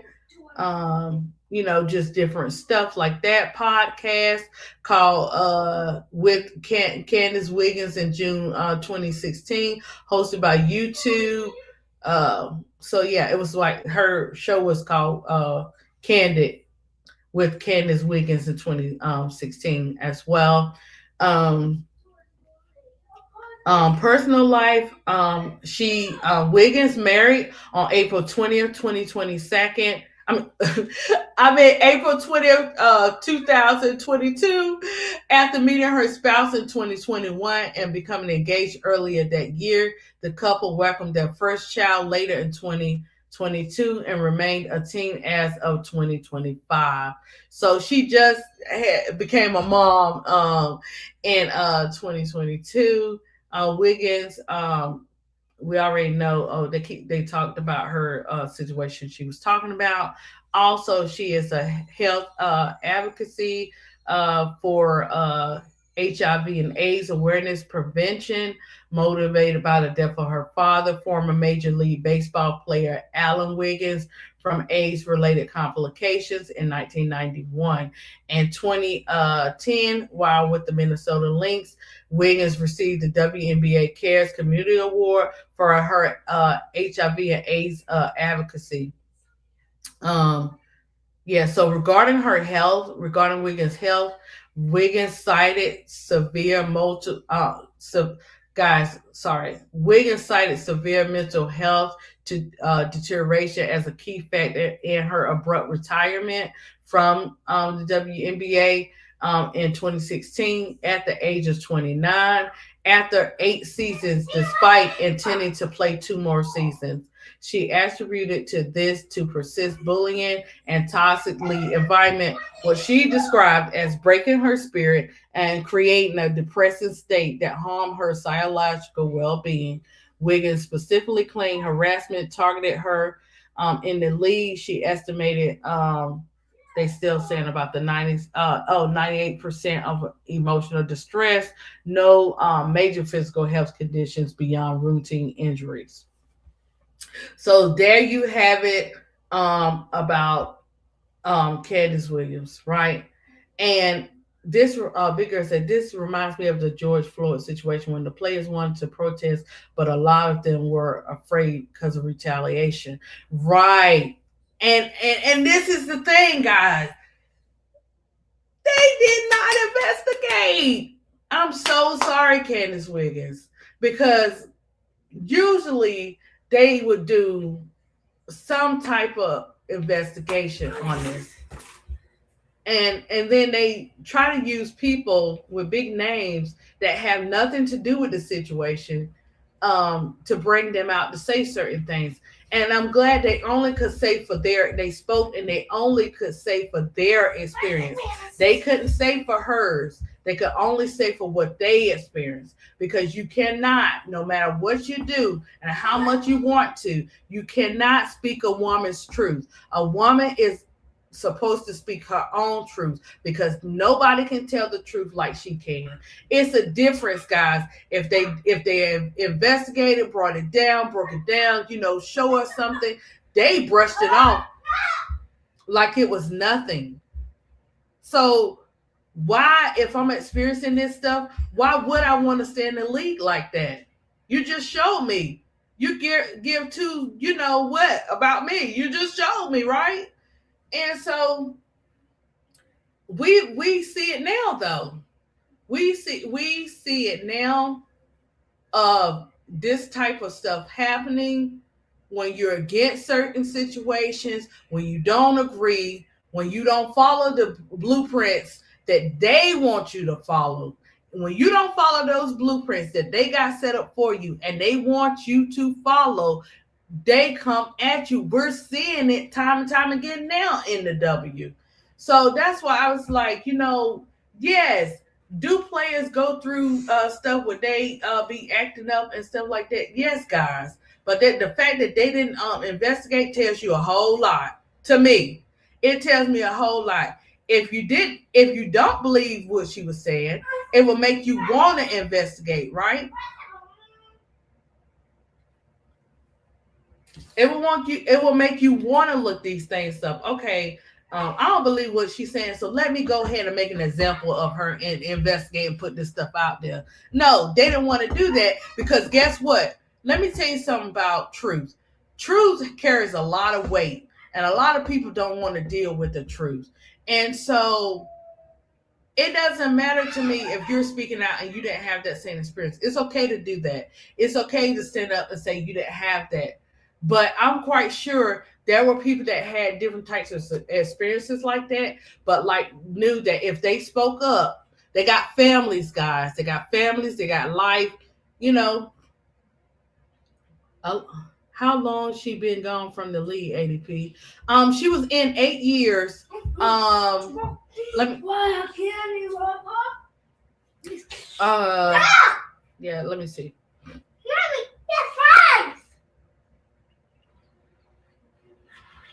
Let's see when she. I wanna say. Let me go back, Felicia, because I don't want to tell you.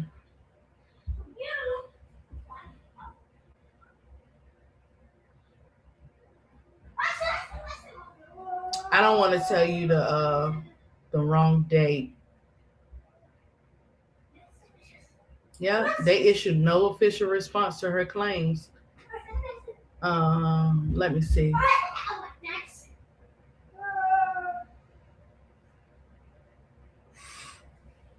Okay, Felicia, she retired at the age of 29 in 2016. She retired in 2016.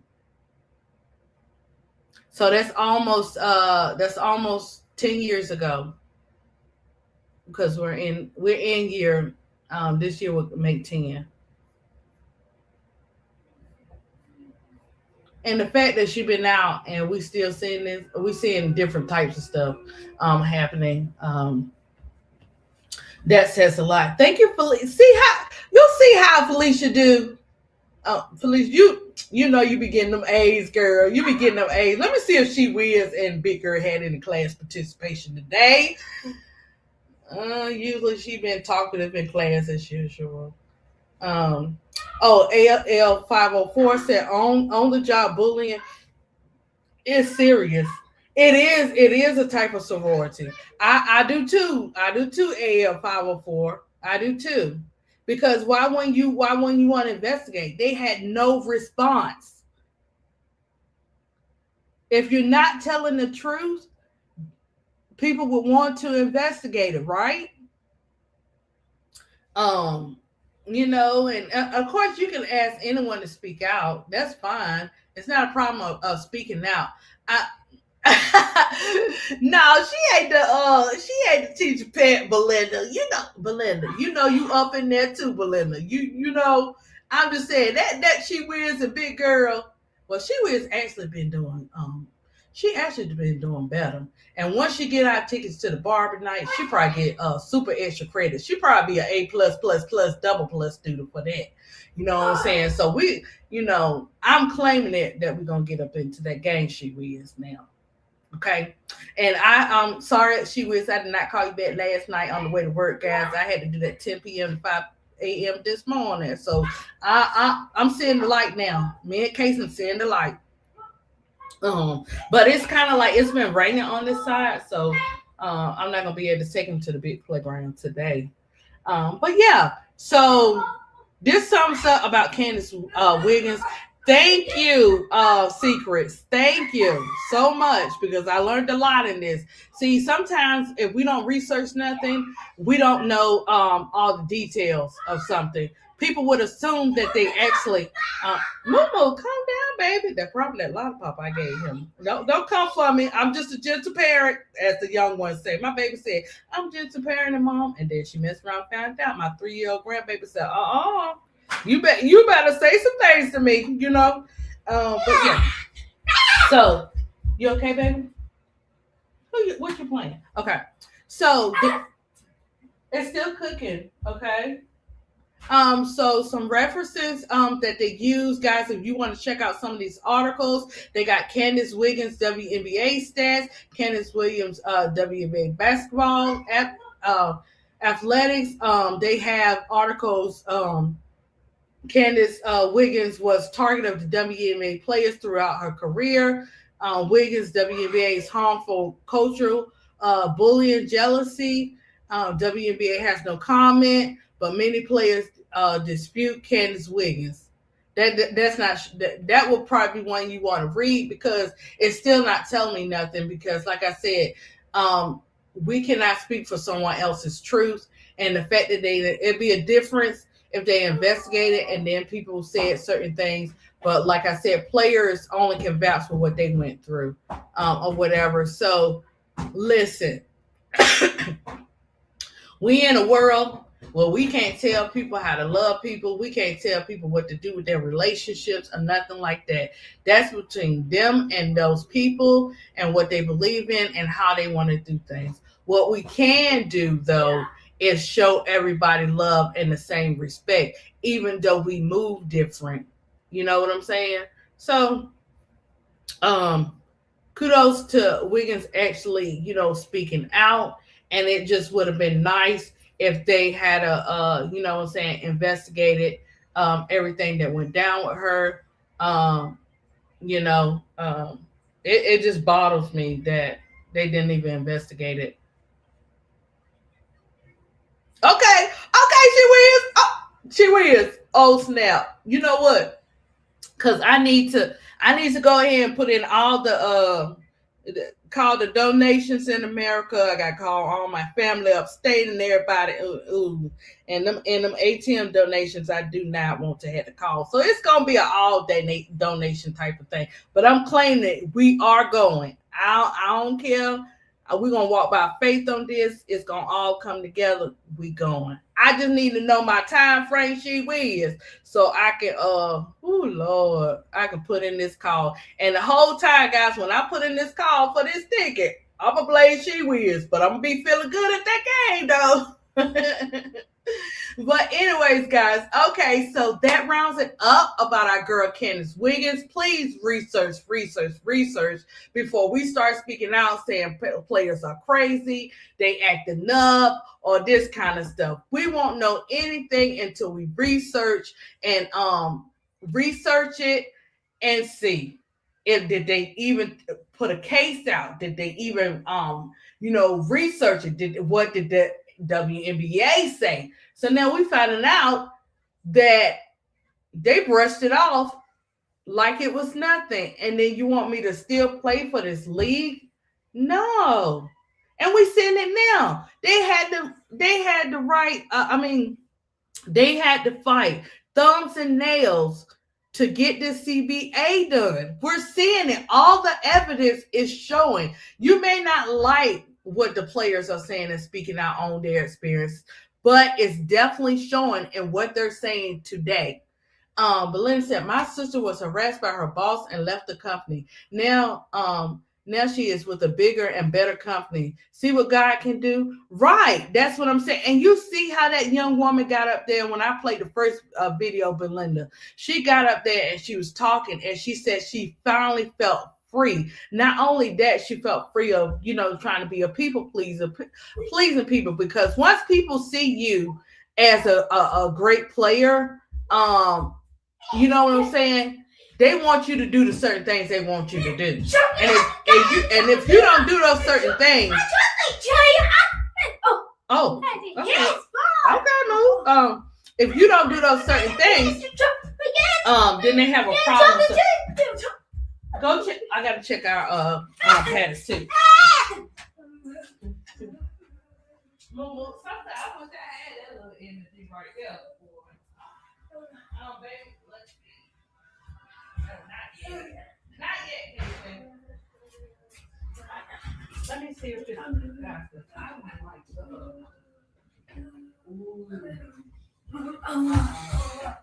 She wears this storming on this side. I don't like to be driving. I'm not storming to no Wingstop today, baby. Sorry. But yeah. So now, guys, we are gonna get into we want to know. I want to hear you guys' perspective. We got a game today.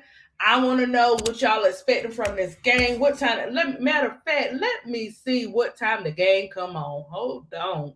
Oh, snap, guys. I was about to close y'all out. See, pray for me. And I just don't know. When are they going to get to a point? It's really starting to irk me that the WNBA do not want to do. Oh, we're in a tornado warning. Oh, Lord Jesus. We're Momo, you got to call. Like, he going to call Colin. They go back and forth. He would not call Colin. Okay, let me, I'm going to tell. I don't know what Colin went to. I think he probably ran to the store. What time is it? Wait a minute. Oh, shoot. He at work. Okay. I know he left. Mumu, we gotta text Colin, make sure he okay at work. Yeah, my son went to work.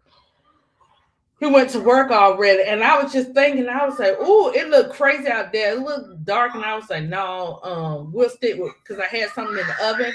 So I was like, I'll try to go to Wingstop towards, when the game. Oh no, baby. I might be wrapped up in the tornado talking about going to a Wingstop. I'm just playing. We don't have. Look, yes, she will. Make sure you get home with baby girl and get there safely. Now I got to check in on you, so I'm gonna give you about to about 5:30. I'm gonna check in on you, make sure you got home and stuff like that. It's just me and Kason here. I got to call my daughter because my daughter will text me or something like that. But they on the different side. They up on the other side for probably like 30, about 40 minutes from me. Yeah, about 40 minutes from here, from Cobb. AF504 said I was bullied on the job. It was one of the most depressing times of my life. AF504, right. And then that's what I'm saying. It's like if you talk about it, it's a problem. If you hold it in, it's a problem. No, I'm gonna have to let this stuff out. Felicia said, I want Ryan and Lisa to be on point. I want Rod to lock CC up. Hopefully Barlays will be a hot hand again. Of course, Angel to come out strong. Yeah, I know. It's hard. That's what I'm saying, Belinda. It's hard to go through that type of stuff. And that's why I say nobody can tell the truth like you can. And people do exist. So we can't sit there and act like it don't exist just because you don't like who it happened to. Or I mean not like I ain't gonna say like who it happened. Am I saying that right, guys? Okay, let me put it like this. Even though you may not like a player, doesn't mean that their truth is not their truth. Like, you know what I'm saying? Like yesterday, I was like, Betts. I like Betts, guys. I like Betts. I think Betts is pretty cool. But Nisa is the beast. You know what I'm saying? Nisa is my girl. So I was like, wait a minute. Whose side are you on? I'm on Nisa B side because Nisa, ooh, did you see that face? I said, oh, Lord, what they doing to Nisa? What they doing to it? Because it take a lot to rattle her up. But when she get rattled up, you see what she doing? You're going to mess around and find out. So I want Betts to be on good behavior. So, yes, Felicia, you're right. That's what we want to see. We want to see. She was doing it, and then she stopped in that last game. So, the storm hit New Orleans around 5 a.m.? I'm so like, guys, I be Listen, I be calling my kids father. I be like, look, you better get over here. I don't care. Look, if you traveling on that 18 wheeler, I don't care what you doing. Like, come on. He'd be like, what am I gonna? He'd be like, Lisa, you is crazy. What am I gonna do? I don't know. You gonna do something? Thank you, ADP, for researching Candace. Her story is a reflection of what Angel's going through. Very simple. Yes, secrets. It's like this is how you know a person is telling the truth because it's repeating itself in so many different ways. We're seeing it now. I was blessed with the personality not to allow myself to be bullied. I got into a lot of fights growing up with majority boys, so I had a thick skin from that. I pray those that struggle with it. Yeah, yeah. Sometimes you know what I'm saying. I was bullied too. It get to that point, but it's like I had so many when I say I had so many people, whether they were from the streets or whether they weren't, to forever have my back. But it was one particular time, and this was the time, guys, where young ladies were going to school putting blades under their tongues and stuff. They were cutting people up. So when sometimes when you're about to fight in these certain situations, you might not come out of it. I mean, I'm just saying. And sometimes it was over some crazy stuff. How one of my boys, you know what I'm saying, boys, not boys I'm dating, one of my boys, you assume his little friend, he dating, assume something. So I said, okay, you know, I kept trying to tell her I ain't talking to him, I ain't talking to him. So you start feeling some type of way and just saying different stuff or whatever. Till it was finally this day, guys. I didn't wear no braids, I didn't wear nothing. I had the straight back ponytail. I'm not a fighter like that, be fist fighting or nothing. I never had to fist fight or nothing like that, right? So I was like, this particular day, I'm going to have to do something because if I don't, this person is going to keep coming at me. I'm going to have to because they push me to that button. So I went prepared that day. Kind of found out the truth got out that day, or whatever, and we became the best of friends. Ain't that some crazy stuff? Somebody get ready to fight you. I could have lost my life, Caroline, messing with you, girl. And it's just the weirdest stuff. Over the little stuff, people will be ready to fight you over. You know what I'm saying? I'll tell you now, any day, it's 50 states and all these foreign countries, and you worried about that particular one. I got options. Guys, I told my ATM that one day. Why that joker called me 20 times? I'm like, what you calling me for? You know what I'm saying? I got options. I'm just messing. No, I'm not. But I'm just saying, bullying ain't no joke. I was bullied in elementary, not so much in high school because I was popular. Yeah, I had a mouth on me. I was in them lunch detentions. I was in those detentions. I don't know. I always saw, even though the people were acting up, I always saw another side of them. And that's what gets them every time. That's why I ain't get beat up, America. I'm just saying, that's why I ain't get beat up. Okay? I came close because she did want to come at me. And that particular day, I said, I done had enough. Let me go ahead and just get this over with. Who knows who would have won, but them blades, they were you putting them blades under their tongue. They were doing some stuff, guys. I'm telling you. But yeah. You stay fighting. Oh, Dad, BD.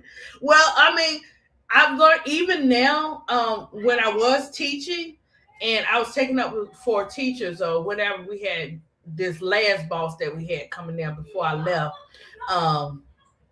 You never know how stuff will turn out. And guys, she knew that I had lost Kaden Bear, right? And she played off of that. No, I checked it. We got like 5 more minutes, baby. Okay. Not yet, boo-boo. 5 more minutes, okay? She knew, you know what I'm saying, guys, that I lost Kaden Bear and stuff like that. So she would try to come at me with all different types of ways, baby. So to that one day, the whole school could hear me talk. Matter of fact, I didn't even know her boss, the accountant, and everybody was in the room next door listening. So after the situation went down, she gonna say, Okay, girl.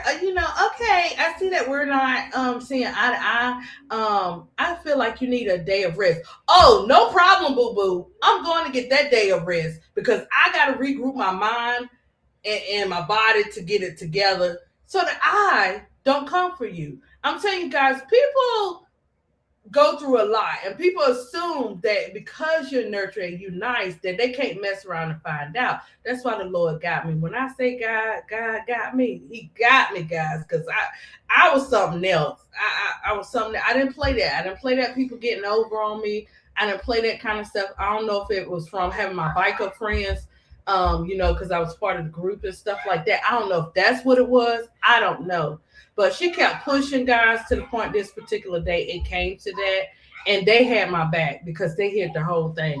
But so her boss come and said, "Hey, Miss Alicia, you take the day off. We got you. You paid and all that kind of stuff. We got you. You come back tomorrow. If you need another day, we still will pay you. You come back, right? But that just goes to show people will bully you over anything. They don't care. They don't care if you lost a child. They don't care none of that type of stuff. They will still try to come at you because of the positions that they're in. No, my thing is, and I always say this, I don't care where I work, guys. You respect me, I respect you. But because I work for you, you're not gonna treat me any kind of way, and you're not gonna talk to me any kind of way. Period. I'm sorry. Because when one door closes, another one will definitely open. Um, yeah. Oh, Felicia, I was a tomboy. Remember when Angel was harassed by the racists in India? Yeah, they brushed it off. They brushed it off. They constantly brushing stuff off AL 504. It's becoming they brushing it off, and it's becoming so dangerous. Angel dropping new shoe. I seen them poison ivy shoes. Okay, let me check it, baby. But I don't think it's done yet. Let me see, because you like yours crutchy, and I know. Let me tell you something, guys. If you go back and you research all the shoes, colors that Target did with Reebok, she had all those colors like Angel Reese, all of those colors. Um, she didn't so much have the design is different, and some of the colors are mixed, like the black and white ones, the receipts and all that. That's different from cards, but those colors. Cardi had them same colors, and I ain't got because I'm an artist, so I love colors, right? I love different. I love different. If you looking for me to be stuck up in one group, I'm sorry. I'm a difference maker. I'm not one to be following everybody. I'm that one that's going to stand out because I'm gonna do it different. Not done yet. What? Give it like 2 minutes. Yeah, for yours. 2 minutes for yours, okay? And so when I seen those, Cardi had a pair of those, and people were like, they liked them, but they were bright. You know what I'm saying? But I didn't care. I was like, I'm gonna figure out something to go with these shoes. So yes, I just seen those. She dropped the red ones. So I'm like, oh my gosh. She got so many shoes, guys. I'm gonna have to do a Reebok donation to myself or my family collection plate because good gracious, she coming out with all colors. But I'm gonna tell you, you gotta cop them red ones. Them red ones are fire. And the green, the highlight one. Look, I'm gonna say highlight, but the highlight ones, I got the red a couple of days ago. Oh, they fire. And see, I wear kid size, Felicia. So usually the kid size be available more than the other ones. So I'll probably throw that in there as a part of my birthday list. I don't know if I'm the only one in America that writes a list and send it to their family. I don't know. I don't know if I want to do stuff like that. I don't know. But yes, baby. I'm gonna put those on the list too, Felicia. I'm put them on the list too. Angel needs to slow down so my money can catch up. I know, big girl. When I seen that, I said, "Oh my gosh, she stay marketing, she stay moving, right?" I was like, "Angel, didn't you just drop the red ones? But now you get ready to drop them." I really hope that though. I put in there when they were asking us. She had it under her show. They was asking us like, what kind of shoe colors, what kind of, what kind of stuff. And I was putting everything. I was putting every shoe color. I was putting rows. I was putting socks in there with her logo name on it. I was saying everything. And I also put in there, yes, guys, I do want a purple and pink pair together. She hasn't come out with that yet. Because I love pink. What, baby? A black woman is the least protected. Yes. Remember Kennedy? You want me to check again, boo? Okay. Give me a ball. No, I got your bowl right here. See, guys, I love my children so much, man. They ain't even gotta do nothing. A mother's love for her blessings and for other people's blessings is unmatched.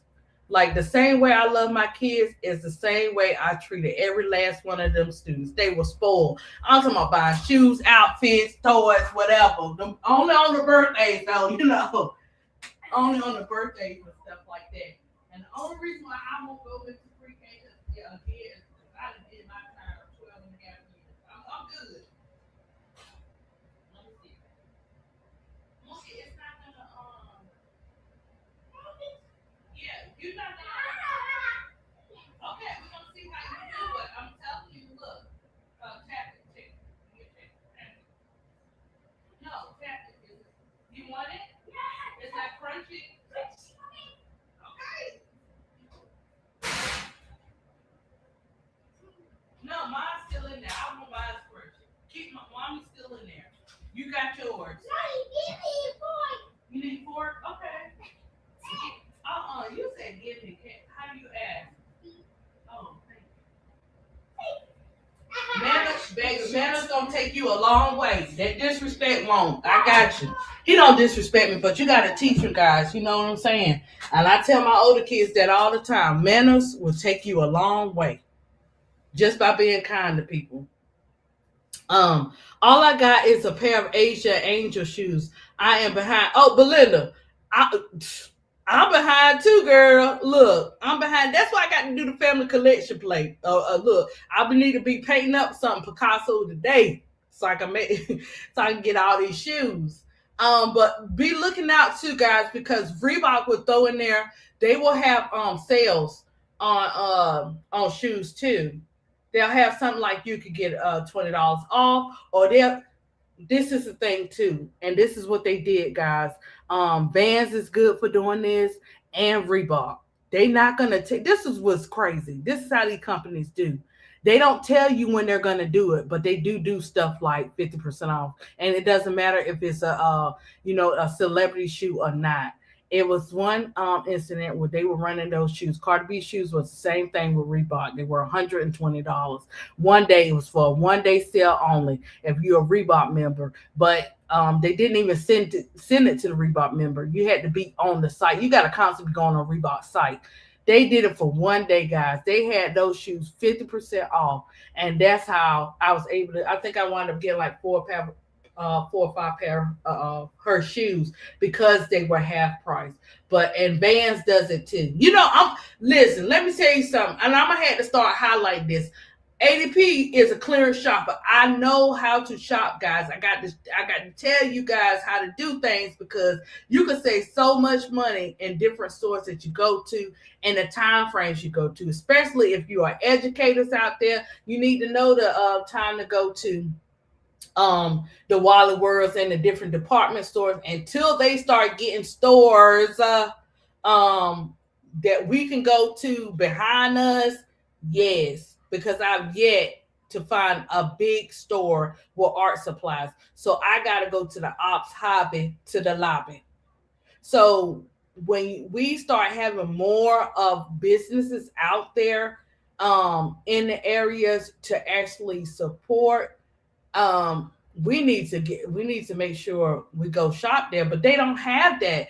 This is the thing. Sometimes in the world we get so complacent, and they try to tear down stuff that we build. And instead of us continue to build it, we allow them to tear down, and then they go build something off of what we already started. I'm just saying. Yeah, I'm gonna bring a girl. I'm gonna I'm gonna bring Felicia. I'm gonna bring all the stuff up with the different stores. I learned this long time ago. At first, because I had my students, and then I got kids too, and stuff like that. When I was getting them, my kids were more on.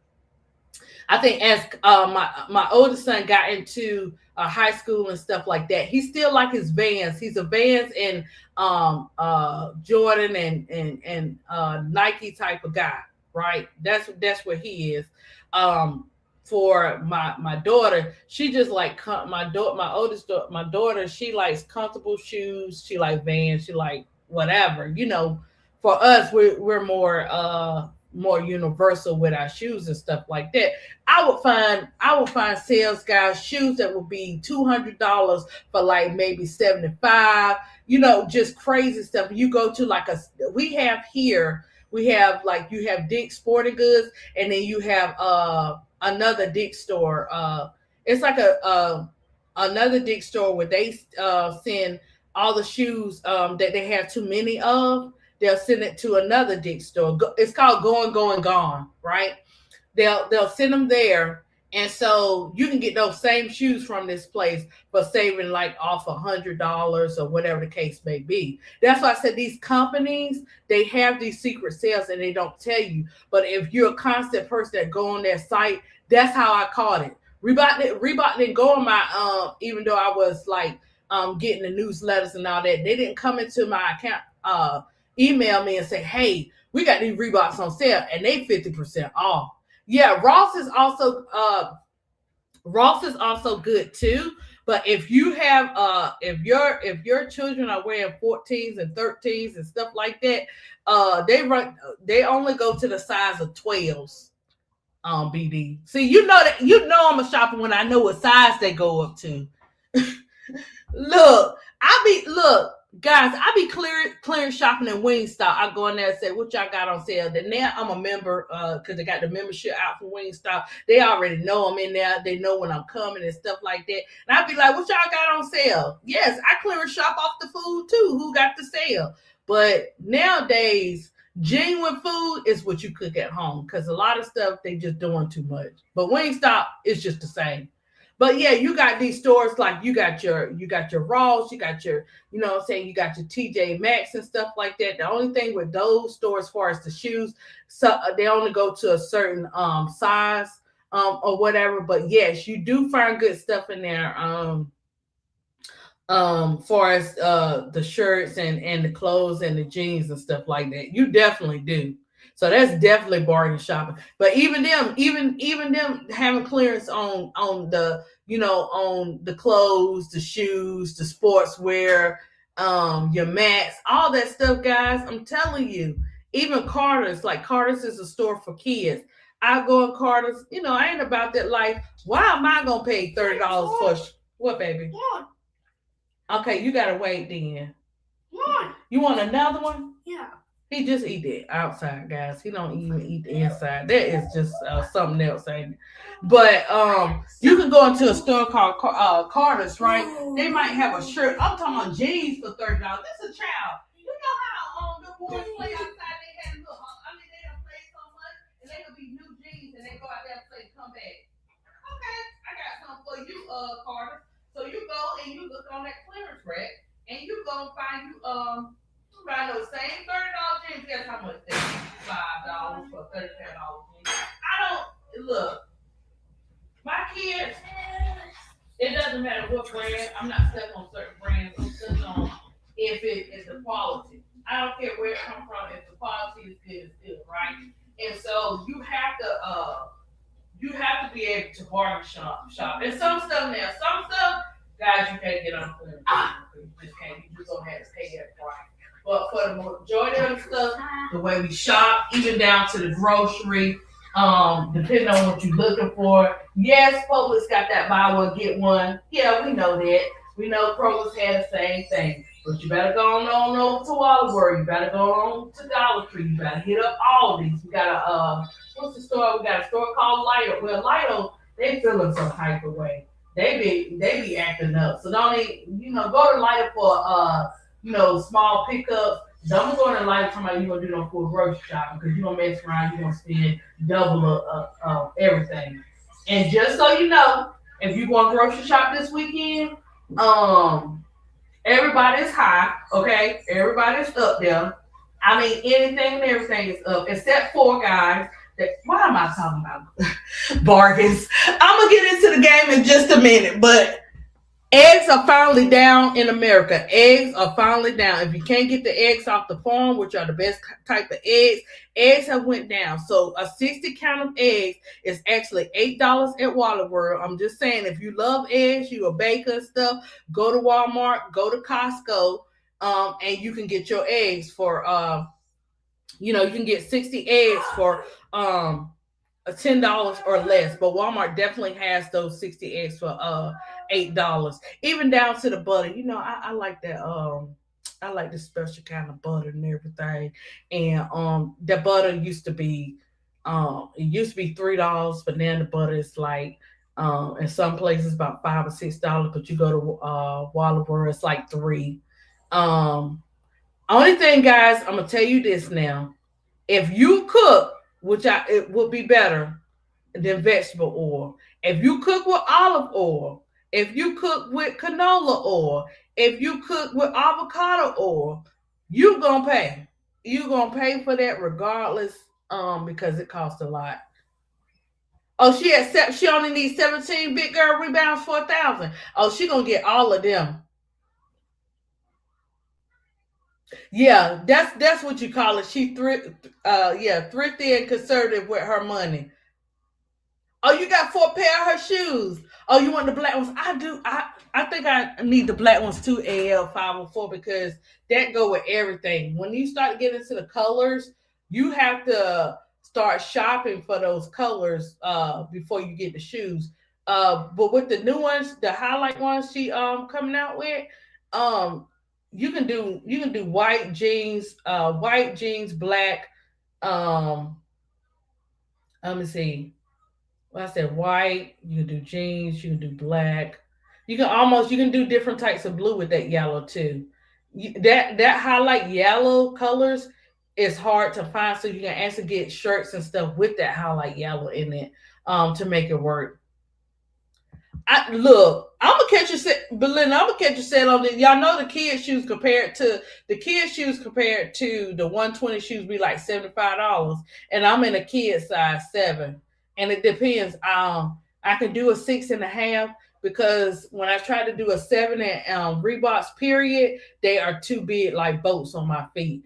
Now the 7s, I have a little more room, but I can kind of do a 6.5 too.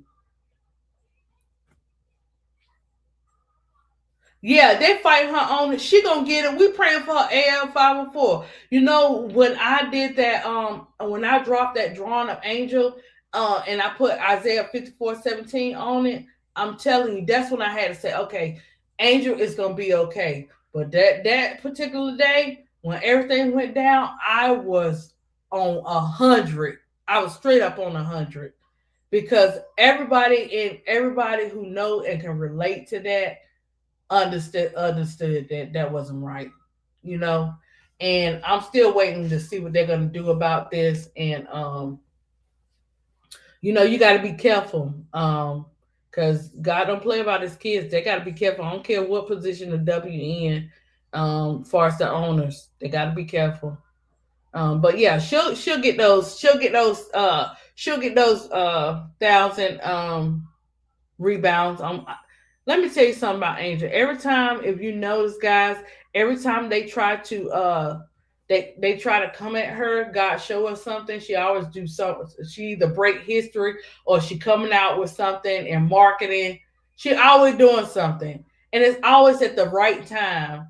And if anything, we know that Angel, she loves fashion. She loves to she loves different things. And so that kind of cheers her up. Oh, okay, I'm gonna hit them with this. I'm gonna hit them with that. Oh, you doing that? Yeah. Okay. Okay. And this ain't about showcasing. This is about keeping real. People try to get those mixed up. No, this is a keep it real type of moment.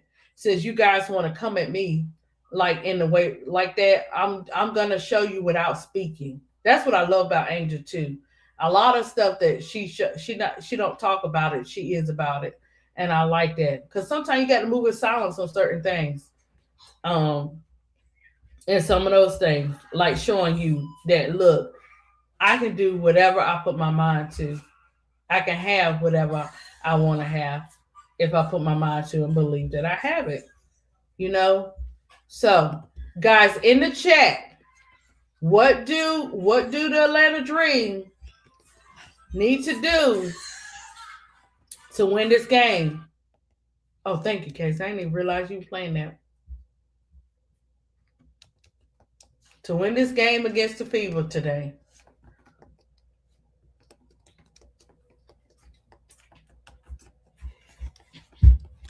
That's what I want to know. I'm going to say it again. Play them bigs. I know that's one. Let me see what the chat say, and then I'll get into what I got. Hey, Jay. Okay, y'all still having y'all thought process? Okay, so let me tell you what ADP got for what they need to do with the game today.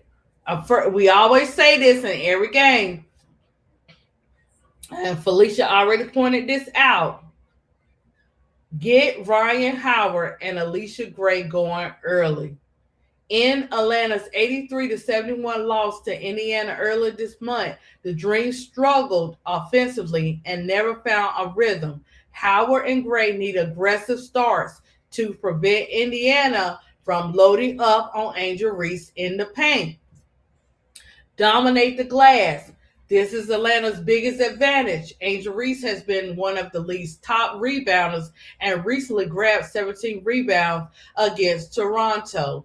Atlanta ranks among league leaders in rebounds and offensive rebounds, giving them opportunity for second chance points. Limit Caitlin Clark's playmaking. When Clark gets comfortable, she creates easy baskets for Kelsey Mitchell and Aaliyah Boston.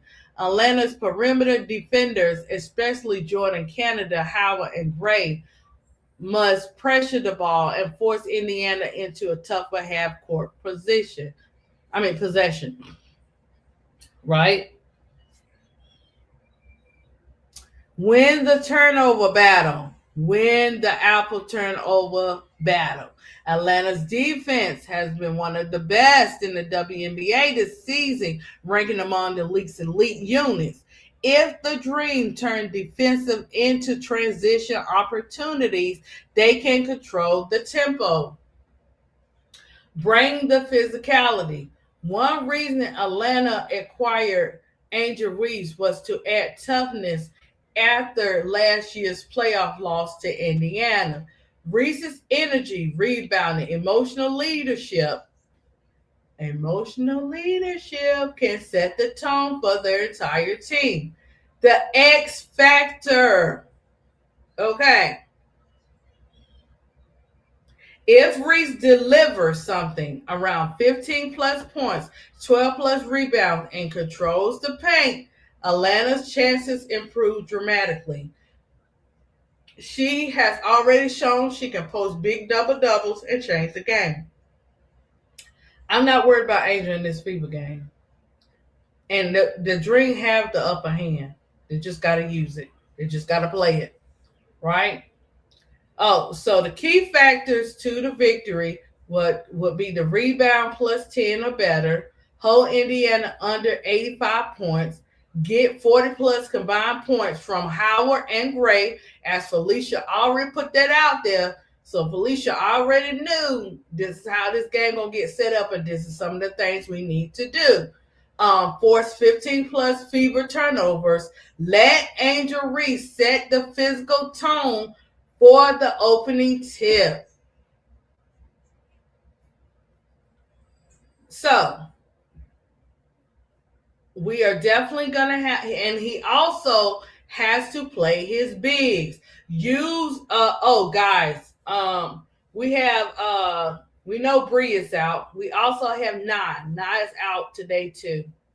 And they have, when they have stuff for the other teams coming out, I don't even go by that, because they quick up and change it when the game start, right? But they say the player may not play today because of her back, but I feel like when game time comes, that she is probably going to play.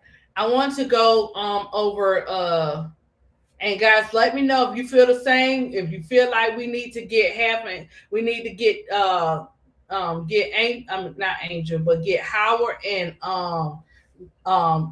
Gray to uh get those points out there to set the tone. Angel Reese get the rebounds. Make sure the whole team, not that many turnovers. What do you guys think that is gonna for the Dream to win this game? Guys, as I told you, I'm getting ready to show you the summer readings. Felicia, I never got to do that books club yet, but it's summertime, so hopefully we will be able to do that. I'm going to show you guys 3 books that you can check out, from one being like a spiritual a journey book that you guys could get, to the 2 books I've been talking about that I think you guys should check into. Let me see.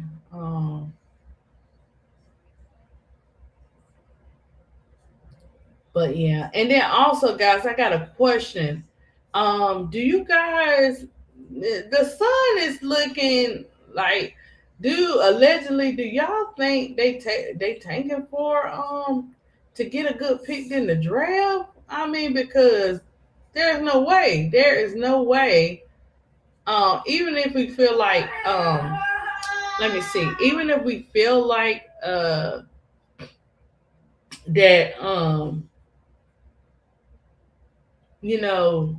this team is like what, two games and they lost the rest, and even if we know the coach is leaving, do we actually feel like that something's going on besides that? I mean, I'm just saying we can't think outside the box, or whatever. Let me check my email because I'm looking for this, so I want to check my email, and then once I go over the summer books that are good to read,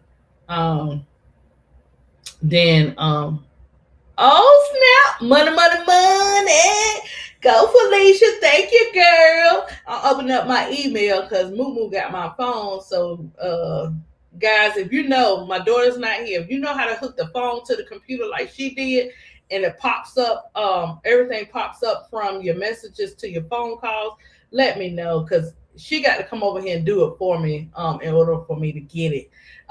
Thank you, Felicia, for that. Let me see. I got something I want to show you guys. I keep saying these particular books because they're good. And one particular book I haven't got yet, but I'm going to be in the process of getting that book as well. Let me see. Oh, that's me sending that. I'm always sending. Okay. Give me 1 second, guys.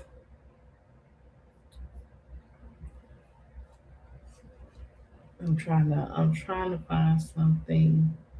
Okay. Oh, okay. Let's go to this. Let me tell you something. We have so much talent in these chats. Like Bro Clock be calling out. Guys, when Bro Clock tell you guys to put your businesses in the chat, put them in the chat, because people don't know your skills unless you put it in there. And you'd be surprised, what blessings can come out of that. Let's see if I can find, I'm looking for a particular.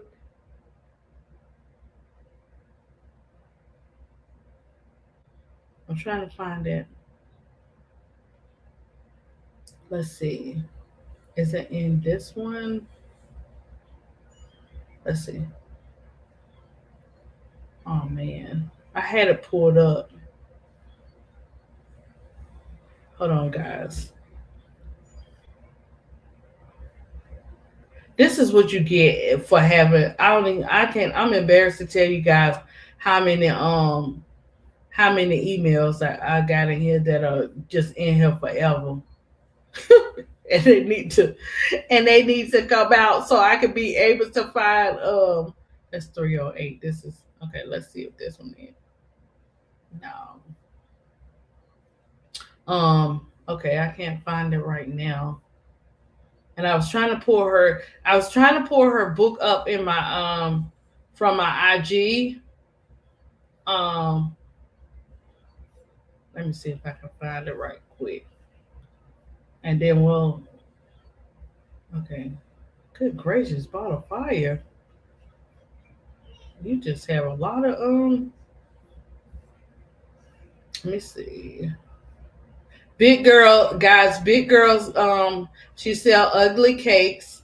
And they are good. That's what she call it, guys. I am not talking about big girls, so please chat. Don't come for me about no big girl. Because I'm just saying that's the name of her case. She, broke like everybody got something going on. Okay, so KSEP got his t-shirts, his sweaters, his hats, his apparel brand. You know that Bro Clyde got his shea butter, his oils, and he can get you any type of hair and stuff like that. I'm gonna see if he can get me a pink wig. Okay.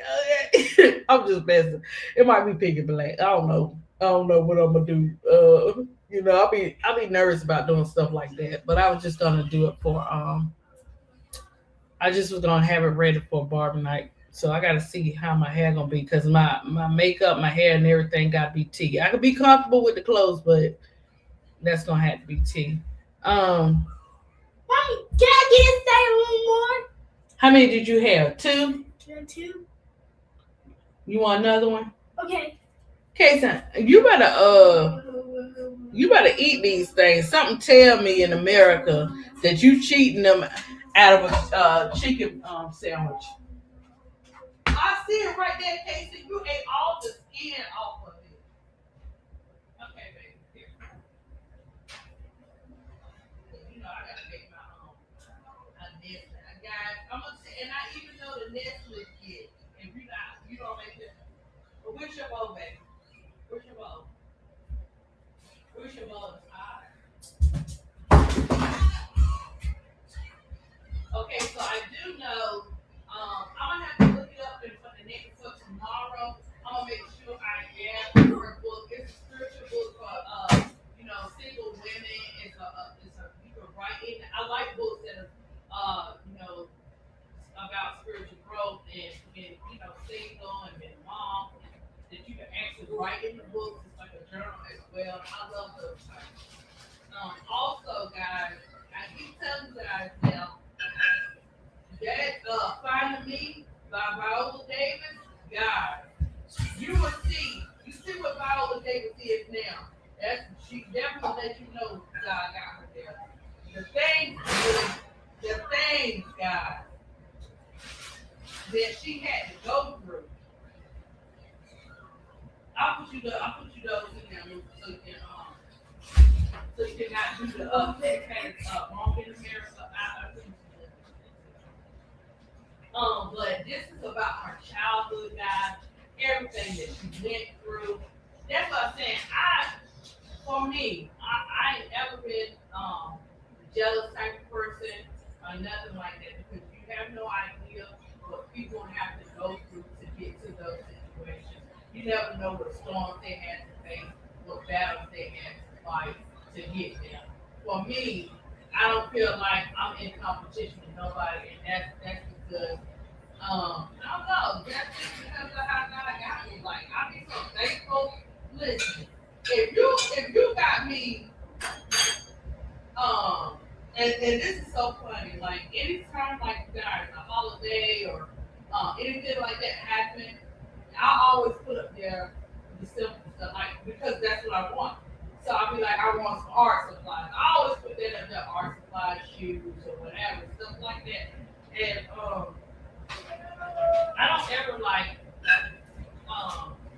if it's something big, then I'll put that in there, but I ain't got my Honda Pilot yet. I ain't got it yet. I'm still dealing with Sheba out there. That Toyota Camry out there.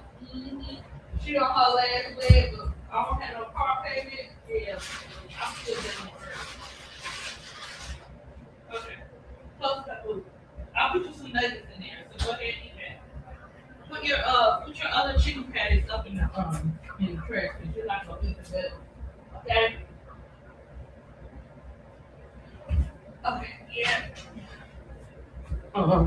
But yeah, Find Me is a good one because guys, she take you through her childhood. She deal with the racism. She deal with the family dynamic. You know what happens in this house. You don't say that type of thing. She deal with the sibling situation. She love her siblings, but you got to see what she went through with that. She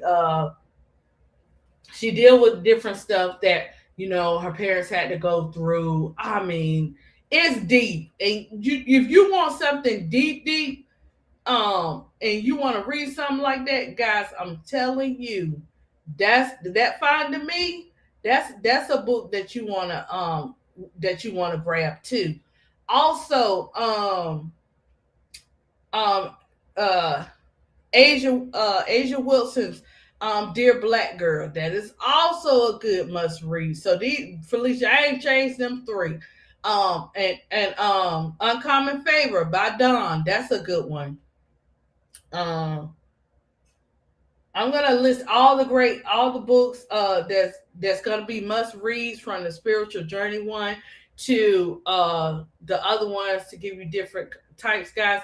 Mystery ones, I like more of family type books and stuff like that. It's a book brand called Inspired. And it's like a Bible verse at the front, right? But it tells you how this particular scripture played in the family's life. Like, it's a story, but the scripture lines up with the whole novel. Them novels be good, guys. So I'm gonna have to put some of those up there, because we don't get to read like that. Our lives be so busy, we don't even have the time to read like that. But you ain't got to read the whole thing in one day.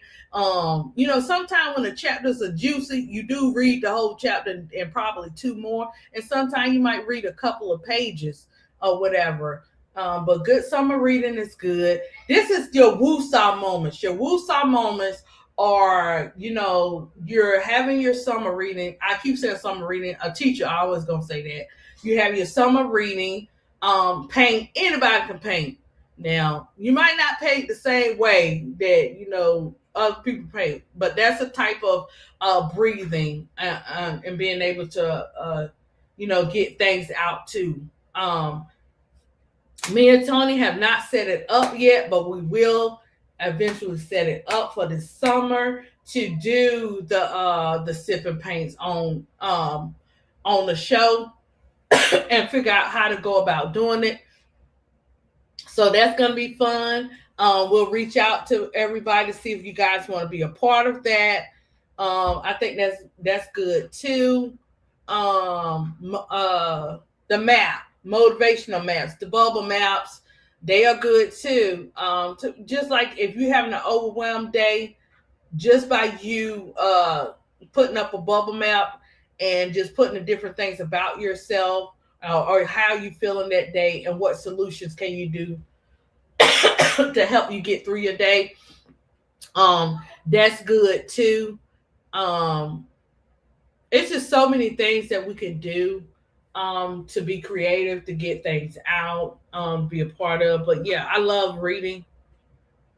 I love novels. So that's why I keep telling you guys about these books and stuff like that.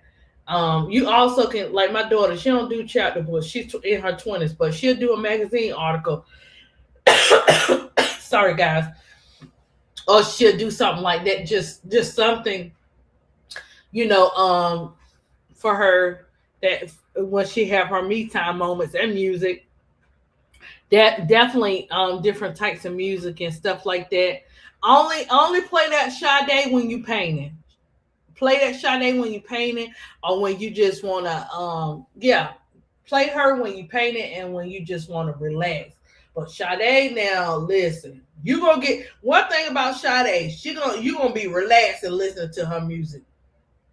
So you can put on you some Sade. You can put on your inspirational music. You can put on your rap. You can put on whatever you want to put on for the mood of your day. But that will help as well too. So yeah, guys, we're gonna start doing some of those things too. Just writing down like ideas, and I can post them. Oh, you don't like Sade? Felicia, why you don't like Sade? Tell me why you like Sade. I want to see if she put something. So that's why I'm asking her in the chat. I'm not gonna say Sade, don't come for me, girl, because I don't listen to you like I used to like that, but I will throw some on when I'm doing my artwork. You know, different types of music and stuff like that, because we have to start building each other up from the chat to the panels. Just because everybody seems like everything's going right and they not worried about nothing and all that kind of stuff. Like I said, guys, you don't have no idea what we go through behind closed doors, getting these channels together, and still taking care of, home and stuff like that. What AL5, so Angel Reese is everybody's Super Bowl. Right. AL504. Everybody played their best game. And you see how they will brush off something that Angel went through. And if it's about their player or something like that, it's different. I saw that too.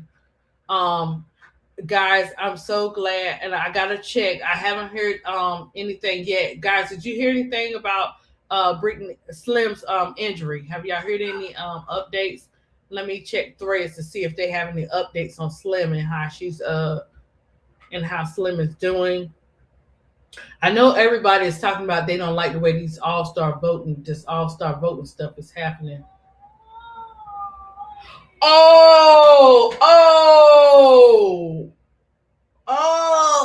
Okay, guys, I gotta show you this. Hold on. Angel Reese's auntie, her real auntie, is on Threads, and I follow her. I follow her, yes, because she's a part of Angel Reese's village, but I actually like her content too. So, that's the thing out of it. Even Janine, I like Janine. She shows a lot of her being a mom and stuff like that. I love it. She's actually hilarious. Janine is actually hilarious. She's funny. So I love seeing that too. So yeah, I follow her village because we are part of that village, and but they funny. They cool. So I want to show you guys what I just saw on Threads. I can't even get it fast enough. I want to show you. So I'm gonna pull up my Threads. And I want to show you this. What she said and what that shirt she got on.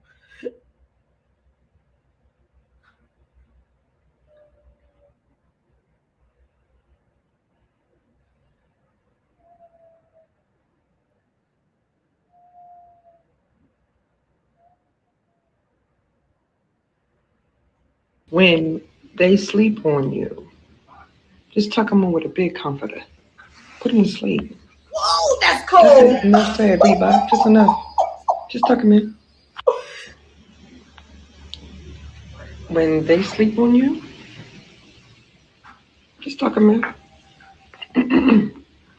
Are we when entertained? They sleep on you, just tuck them in with a big comforter. Oh, with the big comfort. Go, Auntie. That's it. Enough said, Reba. Auntie said, guys, this is how you got to show them. This is how you got to move. She took us back, guys. Auntie took us back to the beginning. So, guys, if you think her village is playing this, if you think her village is not behind her, if you think they're not watching, yeah, that's Angel real auntie too. Well, Felicia know because she said she followed her. Yeah, and she took us back. I'm hyped. Thank you, auntie. You know what I'm saying? Sometimes we need that hype up juice. You know what I'm saying? Now we doing BTA to the 100%. You hear me? We on fire now. When your people speak out, and she from Maryland, girl, I'm coming up that auntie. I'm coming up that way, auntie. I'm coming up that way. We need to get them crab legs and all that kind of stuff. I'm gonna bring my people. You bring your people.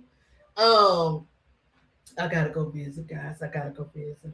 I'm just gonna head up and do it. You know why I haven't visited yet, guys? For this year is because every time I go visit, I don't be wanting to come back. So when I go up there, I have to have when I get back, I have to regroup myself. Yeah, I know. Cause I get spoiled up there. I love my when I say I love my cousins and stuff, and my dad is there. Like, I you just don't be wanting to come back right away. Now I had the opportunity where I could have went there, but God didn't tell me to move like that, move completely there, or whatever, move back there. I've been, I left at 3, and then I always go visit and stuff like that because I'm from DC. But Maryland right there, you can go hop over a street, you in Maryland. But yeah, so I'm definitely gonna have to do a visit because I'm thinking about them crab legs and stuff right now. It is ridiculous, but yeah, you can tell she got her accent. I love it. I love the upstate accent, and I'm country. Okay, I sound country. But anyways, I love that she said that. I do need that shirt too. You don't like Sade? What? Mama been laid off. Papa been laid off. Still can't get a job. I can't stand her music. I'm not a huge on jazzy sound. Oh, okay.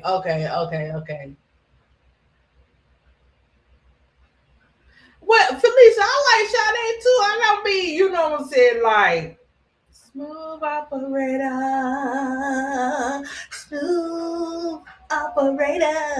Okay, don't quit my day job. Don't quit it.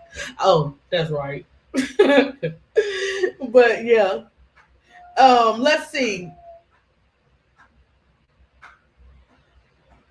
Oh, what's this? What did I say? Pow, are those Reeboks? Wait a minute, Pow Pow got Reeboks on. Who? Oh, is Pow Pow part of? What? I don't know, guys.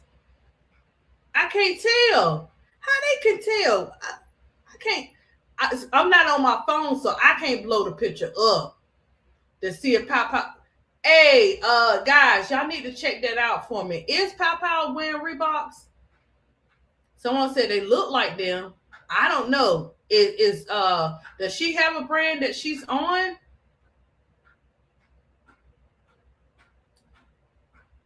Okay. Let's see. I'm trying to see if we got any updates. Oh, let's see what the lady's talking about. France, Brazil, España, USA. Do I have one in the World Cup? USA. Australia gonna win. Senegal gonna lose. Senegal is gonna win. Let's go Senegal. Whatever team Papa plays. Poppy. What do you have in the World Cup? USA? What team does Papa play for? If it's not Nigeria, I don't care. France, Brazil, España. They so funny, and I love it that they announcing all the teams and everything like that. Oh my gosh. I'm trying to see. Ooh, not we freezing. Look, not we freezing up, guys. The weather is something out there. Just be right. Look, weather. Just be right when the game come on tonight. Oh, this is tight. I cannot sit there. An artist will sit here and draw the shoes just like this. But I got some other art stuff I got to do this week, and I can't be playing no games. Man. And then put Angel in the middle. Oh, I could draw something like put Angel in the middle in that dress that she had to the floor, and she had those I call them art shoes because they got all the colors in it, the pastel colors. So have her in that dress in those shoes, even if it's a no face picture, and then have different colors of her shoes around her. Oh, I might do that because I always sketch any whether you see it in 3D any pictures, especially the 3D ones. The 3D ones I cannot do by hand. The 3D ones, I can draw, I can sketch them out and draw them, but I have to put them in that creation app to actually look like the Pixar 3D. Other than that, I'm steady sketching stuff out. Like the Kobe one, I sketch him out. Like the Jordan one, I sketched him out with big head. Yeah, for the little boy one. I always sketch him out. The Candace Wiggins one, I was sketching her, guys, and she turned it. See, I couldn't help it. When I was drawing Candace from the side, she turned into the cartoon character. So she came out like that when I drew her. The thing about me being able to draw my artwork is great. But another great thing about it is that I don't have to do the background. So I put it in creations, so I don't have to do the background of it. Sometimes I do backgrounds, but very rarely, because I don't know what kind of mood I'm gonna be in and what time for background. And backgrounds take a lot of time to do, depending on what you want to put back there, you know.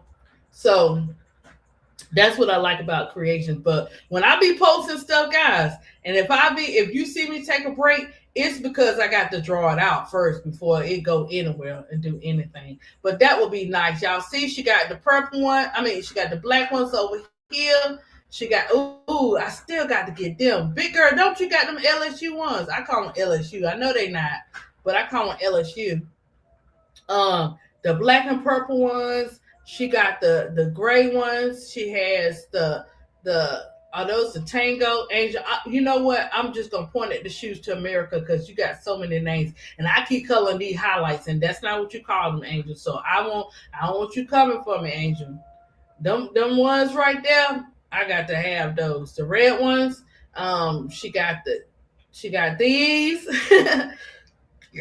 got the pastel color, the black and white, the pearl. Let me tell you, these are the ones I like. Boom, boom. Well, actually, I like all of them. Forget it, guys. We got the pearl ones. We got these. Dang, all on fire. It doesn't even matter. Now, these, I gotta have these next. I gotta have those and those. Okay, I'm gonna write this down. Yeah, because I can send this to two different people. I'm thinking, guys, I'm plotting. These pink is my favorite color, so I have to get these ones next before I can get the red ones. I already got the Me Bounds. I'm behind, but you're not behind. You're gonna be right on time when you get them, right? The pink and black pearl ones. So all the pink ones ADP has to have. The red and white ones, I want them to. Man, forget it, Angel. Just forget it, Angel. We just want all your shoes. We want all the color of your shoes, okay? Oh, yes, ADP, those are engine as Pow has on. Okay, so what's up with that? Is Pow part of the Reebok family too? Yeah, big girl. Reebok is outside. Even when Angel shoes, the other shoes they drop, they are hot. This is why other brands are trying to copy or trying to do certain things. You trying to mess with the brand. You ain't messing with the brand. I'm wrong. Those are Reeboks. Those are new Engine A's they just dropped. Okay, big girl. Pal had on the purple ARs on the other day. Big girl normally be on it because when the Louisiana, they be on their stuff. Wait a minute, what? Gabby Williams signed to Unrivaled. Oh, she didn't. She wasn't on. She didn't do Unrivaled last year. Oh, you know what? They had so many. She Wiz. We're gonna have so many faces on Unrivaled next year. It's gonna be crazy. Okay, yeah. Tag me on Felicia because we got Okad. We already Angel. Nee, Dejanay, Betts, the two Reebok girls, but it's basketball. They on the court. It's basketball, so I'm not worried about that. Hey, I gotta check Gabby Williams' farm rival. Okay. And me and Miss D, I have to get with Miss D because Miss D wanted to do that show too, guys. We're gonna do that show. Carmela has sent me some great information some months ago. We're gonna do a show on the W versus all the other leagues. We'll find out what day, probably more the weekend because I only do Monday, Monday, Wednesday, and Friday from the 10 p.m. to the 5 a.m. So on the other days, especially the weekend, we could be able to do that. And it not so much as be on on D block. We just got to see how the games are going because we got a lot going on this week. We got a game today. We got a game Saturday, right? And then we got a game on Monday. We got a lot going on. Let me see. Oh, that's Angel Shirt. I know, Felicia, that auntie got on.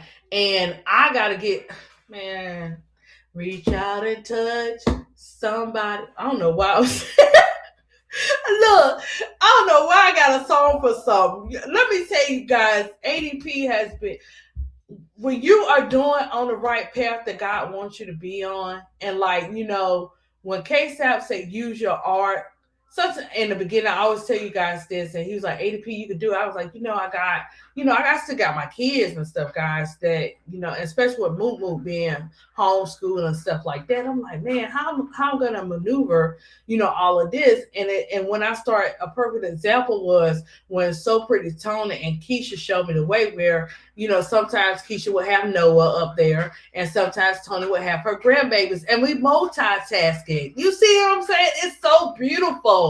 It's so beautiful to follow by example. So I was like, okay, you guys hear Moo in the background. Moo ain't doing nothing to nobody. He doing his surround sound. He doing his thing. He gonna do his thing. So I'm gonna do my thing and still, still do my show. So guys, ever since, I kid you not, ever since I started doing the We Are There, Where Are They Now series, and and just other things like dropping art, putting the word up there, motivation, all that kind of stuff. I keep getting hit by YouTube. I keep getting hit by YouTube and other stuff. And I knew I didn't know, but when I dropped this particular artwork and 3 people said the same thing about this artwork, and I put that Isaiah 54:17, I knew it was obedient because of the effect it got from. When I say guys, they are living. They are not in each other's household that posted this in my comments. There are 3 different people, and I promise you, they said the exact same thing. And so when you're doing something, especially when you got the vets that you've been talking about, what happened? Talk about Short Swoops and all of them. They analysts, they on shows, they doing stuff. Just talk about Venus and Serena, guys. Guess what? They getting ready to do a match together. And encouragement. I'm encouraging everybody because that's what God do for me. So I'm going to encourage everybody else. I want the same way that God treat me, I want to treat you guys, And so I've been doing that. So this time it's not on my babies or nothing like that. It's on me and in my pockets, in my gifts. It's like attack on my gifts. But one thing, guys, that I know for a sure fact and 100% is that God don't play about me. And he showed you talking about a real wake-up call. A real wake-up call is when I lost my baby. That was a real wake-up call where I knew that he didn't care about me. So sometimes when you're obedient, when you encouraging people, when you putting certain words out there, it's not forceful for making people believe anything that you believe in. When you start doing stuff like that, sometimes you get hit with different things. So I thank you guys for showing up to my show. I thank you guys for appreciating me going over the stories and stuff like that. Because believe it or not, guys, today when I got this second hit, I was not gonna do no show today because I'm like, good gracious, ball of fire. I was like, I've always had to fight. I'm a fighter. I might be the nurturing type in the corner and loving people and stuff like that, but the fights, guys, that I've been through, I'm telling you, most people would not be able to survive those fights. But yeah. Oh, thank you, Felicia. I appreciate that. Kathy said Reebok is the brand sponsor for the Australian women national team. Yeah, they are too, Kathy. Angel played the last 10 games and Angel played the last 10 games rival. Yes, Izzy Barlace will probably be with Reebok soon. Since Angel has a team in Australia. Oh, Momo, you okay? Hold on, guys. What's wrong?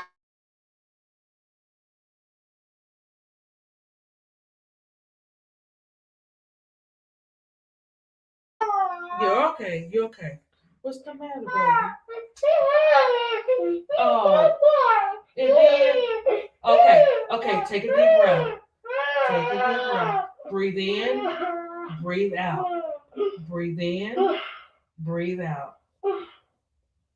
Okay. Remember, no weapon formed against you shall prosper.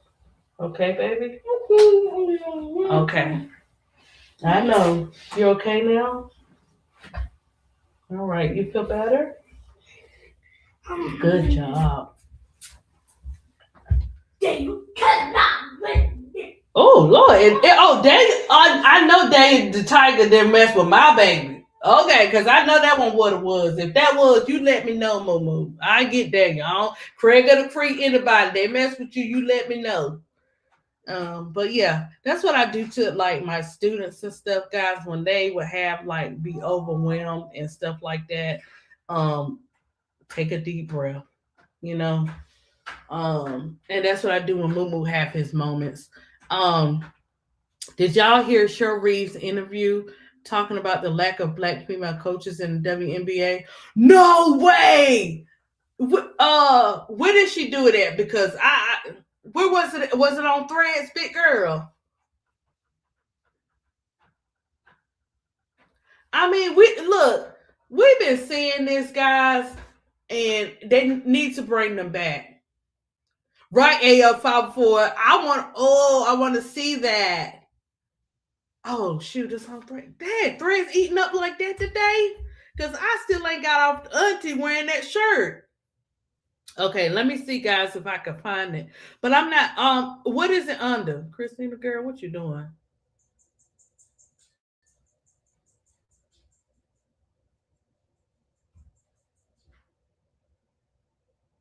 Well, Robert, who y'all messing with today? Okay, let me see. Oh yeah, I seen Sasha now. Poison. Sorry, Angel. I wanted to call them highlights. I'm sorry, Poison. Let me see. Big girl said, I'm so proud of Mouse.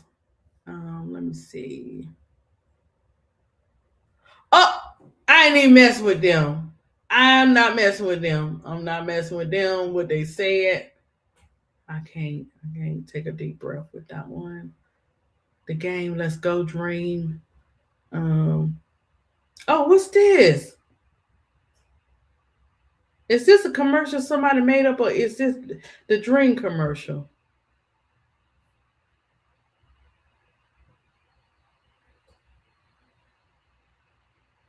Somebody had to make that. Okay, somebody. Okay. I was like, did the Dream do that for advertisement? I knew somebody had to make it. Big girl, I don't see it. Hey, Michelle. Hey, girl.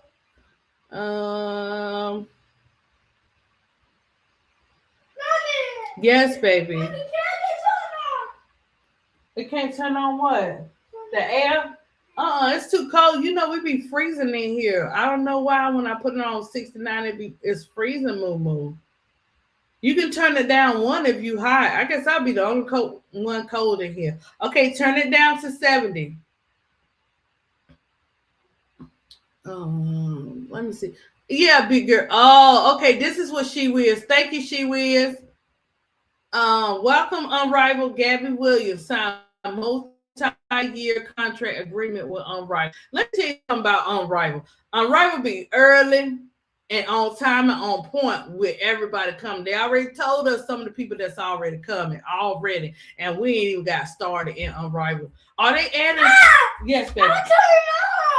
It's on. Yeah, let's go turn it on. Okay, let's go turn it on. Okay. Are we getting more teams with Unrivaled this year? Momo, it's on. Oh. No, it ain't gonna be on like that. You got to use this one when you want to turn it down. If you turn it on that, and you ain't gonna get no type of air. It should click on, baby. It's cold to me. I'm chilly. I guess. Ooh, do I need the iron up in my blood? See, they got different. They got so many athletes on Reebok. I'm trying to. Are we traveling today? Oh, are we playing in Indiana or? Mom, can I stop? Not yet, baby. I love your shade. You look handsome. Okay. So are we not on? I got to see what channel is playing on today. You know the Players Club gonna be on. I missed this one when they announced it. Oh, okay. Oh, she said she missed it when they announced it. Yeah, when there's something good going on and stuff like that with Unrivaled, you know, you got to be on point when they first post it out, because they definitely be trying to shade the numbers and saying Unrivaled don't be this. Unrivaled is so great. I love Unrivaled. I love Unrivaled.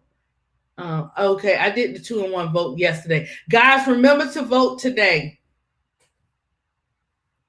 But something is off with that voting thing. Yeah, okay, big girl. I don't see it. Mom. Yes, sweetheart. Mommy, it's not turned on. It's got it. You gotta wait for the click. Not turned on.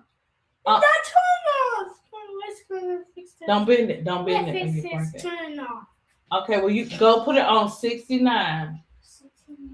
Don't put it on 77, because then you definitely ain't gonna get no air.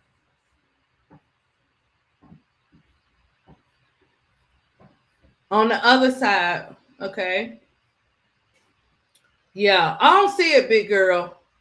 You would have to send it to like my oh, is it right here?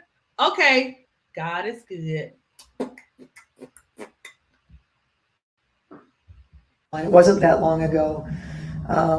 We were on calls and creating positions that were the equivalent of a development player that were to go to former players, which obviously we would know that would lead to Black females, because without those opportunities, you know, they just weren't happening. It's really concerning to me that I think this happened in, you know, when Title IX came along, that when there was more money, so there were more women coaching pre-Title IX than there were post-Title IX, because then there was more money. And if there's more money, then it becomes more important. You know, if it becomes more important, then white men, you know, are typically thought of in that space. And so I'm concerned for sure, because it feels like the same thing. All of a sudden, you know, we're getting, I'm not somebody, they say, oh, I should be the best person for the job. And we know that's code for, you know, for too long, it's been code for, it's not women nor Black women. And so we have to find, I think, a solution to that. I think we should put a task force together on that. You know, we have, you know, I'll stop there. And so I have strong opinions about it. And so, yes, I appreciate the question. And I think we should shine a light on that. Sorry. And I think we should figure it out. When you say task force, It wasn't that long ago when Bill Laimbeer was in the league that we had real concerns. Not anything that Bill, but I'm just trying to get you a timeline. It wasn't that long ago. We were on calls and creating positions that were the equivalent of a development player that were to go to former players, which obviously we would know that would lead to Black females, because without those opportunities, they just weren't happening. It's really concerning to me that I think this happened in, when Title IX came along, that when there was more money, so there were more women coaching pre-Title IX than there were post-Title IX, because then there was more money. And if there's more money, then it becomes more important. It becomes more important than white men, are typically thought of in that space. And so I'm concerned for sure, because it feels like the same thing. All of a sudden, what we're getting. I'm not somebody, they say, oh, I should be the best person for the job. And we know that's code for, for too long. It's been code for, it's not women, nor Black women. And so we have to find, I think, a solution to that. I think we should put a task force together on that. We have, I'll stop there. And so I have strong opinions about it. And so, yes, I appreciate the question. And I think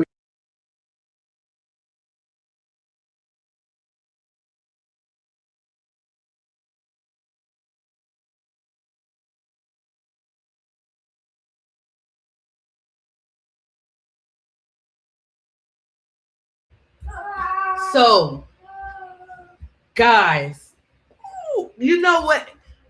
Oh my gosh, you know what I'm loving about this, guys? Ooh, change is coming, baby. Change is coming. I don't care who think they got the upper hand and how they try to shade us out and push us out of something. When you can't change what's meant to be, you could try to sugarcoat it and put something into place, but real queens, real Black queens is real. We don't play. We know what to do. We're constantly fighting for everything. And whatever you're trying to say that you don't need us, whether we playing on a level of sport or coaching, you got another thing coming. Kudos, Cheryl. You know what? Cheryl, I'm sorry. Every time I look at you, I think about you throwing that tantrum on the sideline. When Angel was eating y'all up, girl. I keep thinking about that. I will never forget that, Cheryl. You made my day every time. Matter of fact, I'll probably go back and watch that on the playback, girl. You was acting up, girl, on that sideline, and then get the all-star trying to get her to come to the league. Cheryl, we seen that allegedly.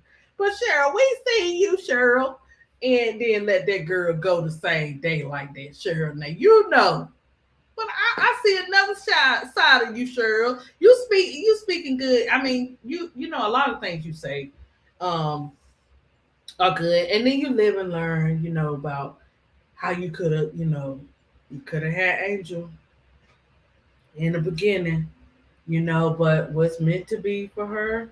If it was meant for her to go to the Lynx, guys, when she got drafted, she would have went. But I believe Chicago was the best place for Angel at the time when Teaspoon was there. I mean, they gave me one heck of a season. It was so good. I felt so good in my first, season back to the W when, Angel now played. Kathy, you from New Orleans too? Oh my gosh. Let me tell you, oh my gosh, that's why you guys everybody, guys, don't get me wrong. Everybody is beautiful people, no matter where you come from. But them Louisiana and LSU, oh my gosh, they are something. They don't play. Don't come in here talking no crazy stuff about no sports stats and them players. Like, don't do that. That's why you notice with ADP, I'm on that nurture side on the panel too. I ain't about to say nothing, man. Nobody numbers up, say nothing. And if they playing in that head, Louisiana, LSU, they be letting you know. Oh, she in her head. She need to play her game. They be real. They are the realest. They are real people, guys. They're good hearts, but they don't play. So we got Keisha, we got Tony, we got Donna. We got Big Girl. I just finding out Kathy from there. We got Kathy. We got a lot of Hog is from there. I think William is from there. Dang, are y'all trying to take over the chats too? Let me find out. Oh my gosh. AL504, are you from Louisiana too? Oh man.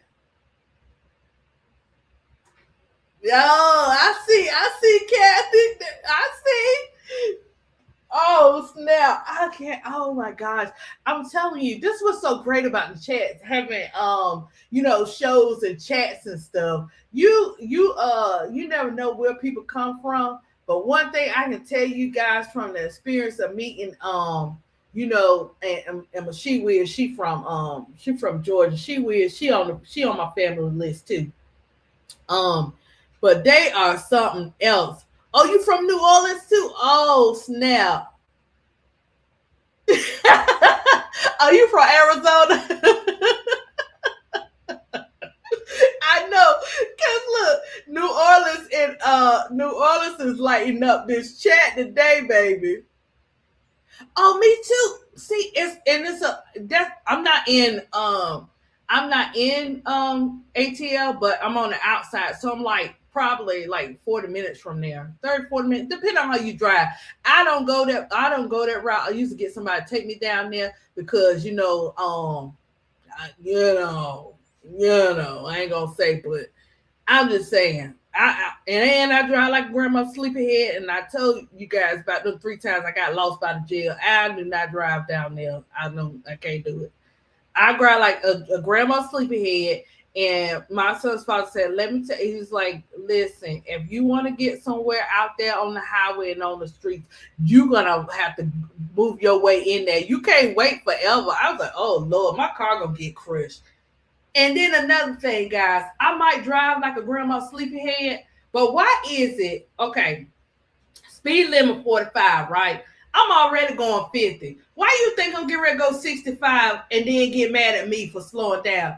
I can sense the popo. Sorry, popo.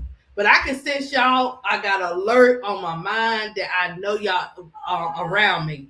Now, what they do sometimes, they always, every now and then, they want to sneak up behind me and want to ride my bumper. Have you read the license? Have you read the plates yet? Because it's time to go. I got stuff to do. And look, when they behind me, I go 45. I know they be having a fit. You want me to go to speed limit, not get no ticket, don't you, officer? So I'm going to go 45. But yeah, they be trying to use me if I go like, you know what I'm saying? If I go 45 to 55, they be trying to be behind me then. No, I'm going back to 45 because the speed limit say 45. I think Cheryl said something off on another about Angel and the Olympics. Oh, Jay too? Yes. Yeah, baby. Huh? No, you no chips. I'll tell your brother bring you some on Yanni.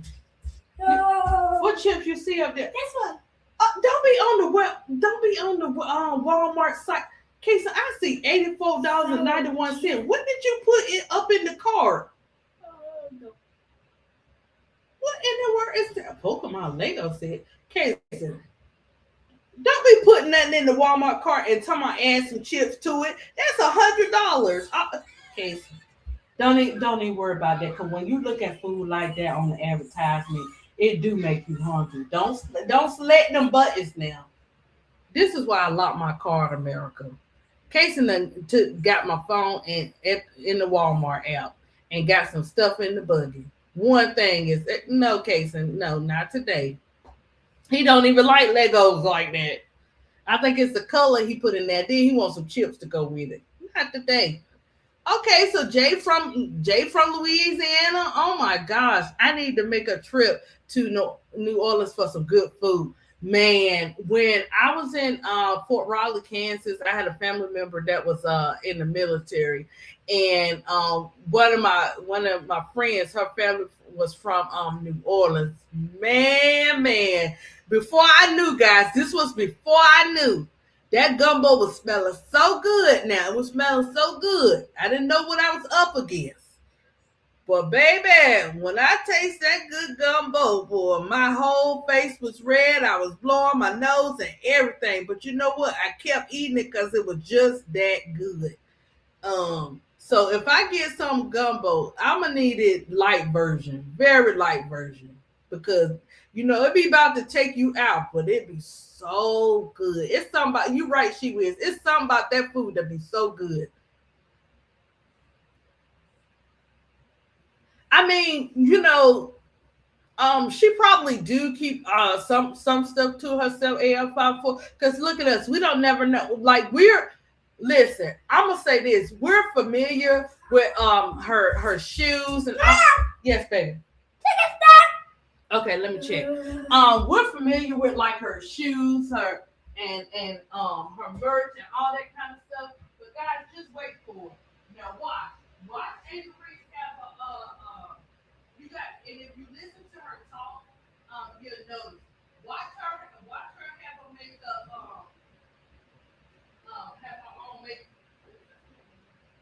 have her own makeup company. Watch what she gonna have makeup. She gonna have look. She gonna have the bath stuff that I've been asking about. She gonna have the socks with the hoodies and the robe. I put bathrobe. Bedroom shoes. She gonna have all that stuff. She already doing the movies and stuff like that. I mean, I think the Angel gonna get every category under the sun. Just about.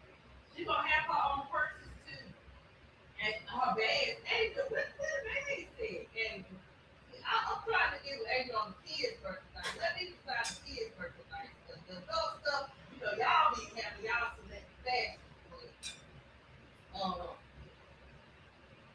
I can see her coming out with duffel bags. I need a duffel bag for my art stuff. I need a duffel Angel Reese duffel bag when I'm pretending like I'm going to museum.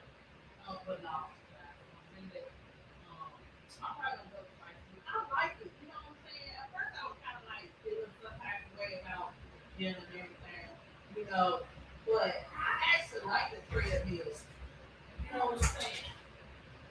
And I love the bike. Oh my gosh, I love that bike. That bike was everything. You just be enjoying yourself on Facebook or music.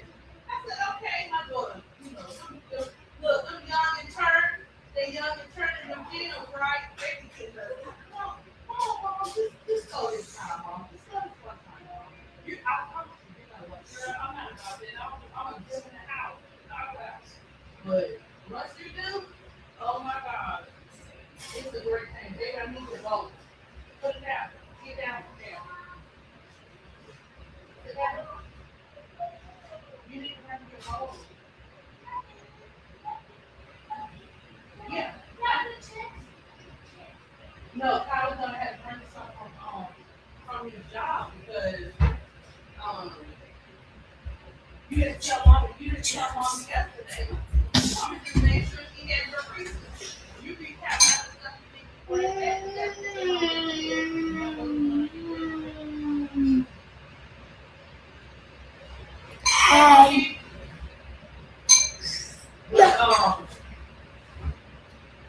yeah, that's what I know. She's coming out with a lot of stuff. AF54. Here. Where's your other blue bowl? Oh, okay. Let's see what Alana said. I'm fading in and out. This little storm got me stuff messed up. Gonna stay and give you the ratings. I know. I hope it don't. That's what I'm saying. I hope it go ahead and do what it gotta do over here, guys. Cause I'm trying to watch the game and listen to teach them. And we got the internet and stuff that we have. We have. It's looking okay.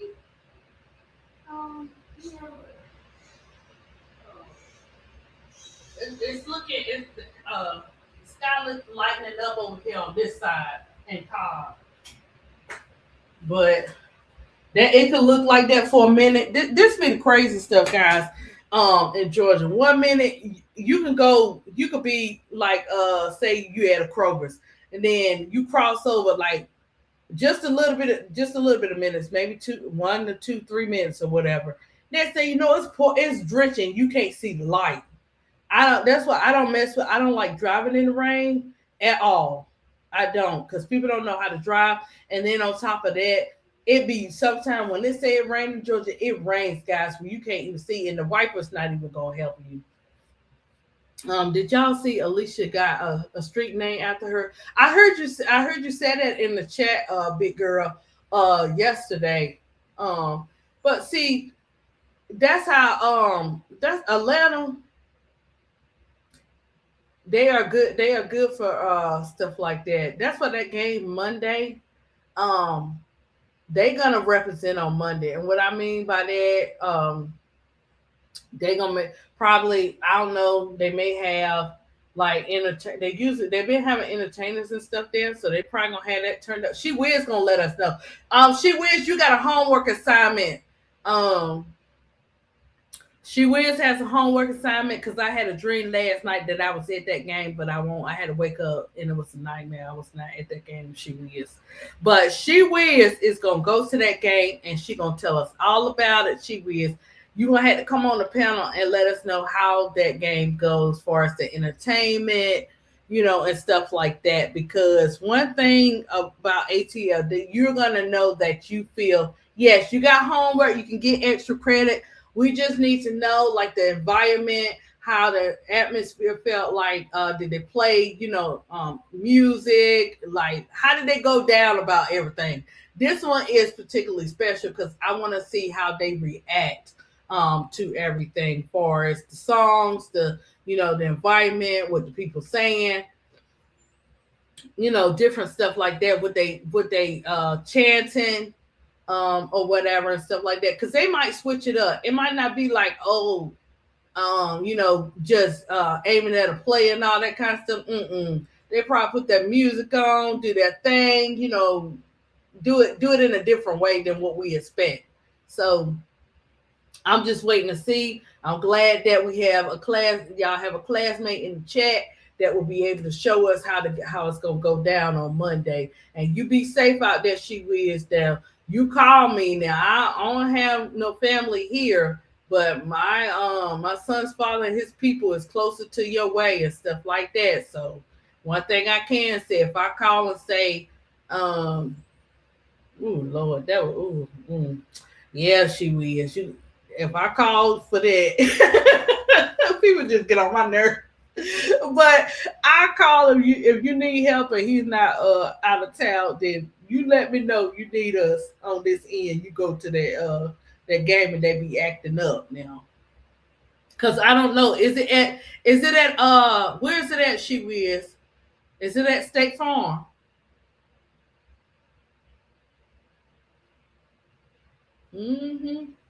I know, look, one thing I can say about, like, even though we on two separate lanes, I know one thing, they'll do State Farm. Okay. Well, I guess y'all will probably be okay, She Wiz, and everything like that. Y'all gonna be okay. But just know you got the outside protection and everything. We need to come, anything go down. Cause now I'm gonna tell you, I'm a grandma. I told you how I drive. When we go to the game, She Wiz, you're gonna have to come get me, She Wiz. You're gonna have to meet me at the main event and come get me. And I just had to pay the cost to be the boss, the gas or whatever. Cause I'm telling y'all guys, I can't get lost by the jail in this game day. I just can't. I'm trauma. It's trauma, guys. 3 times. And you on the street, you don't know nothing about it. You don't see that many cars. They ain't getting ADP. No.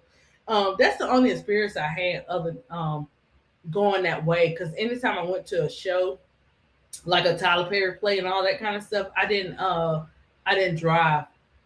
Did I do the art shows? Now I did drive to like Emory and stuff like that when I was selling my artwork and doing art shows at the university. That's when they was having all that kind of stuff, guys. They actually calmed down with doing that since after COVID. So now most of the places, like, they want you to kind of pay,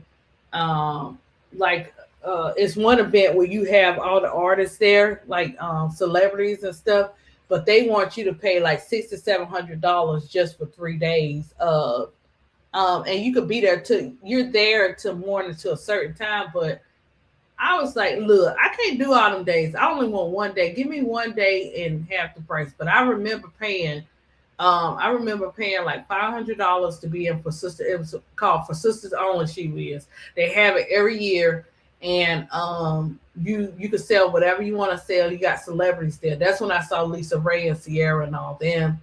And the one of the people that did get buy my artwork was Angelique Proctor. If you guys know her, she still works for Fox 5, but she was dealing with, I think she just came off of from having cancer or something like that. But at the time her girls were young, and so she had bought some stuff from me. And Lisa Ray loved that white. Oh my gosh, she loved wearing white. Like she diva light, that's how she act.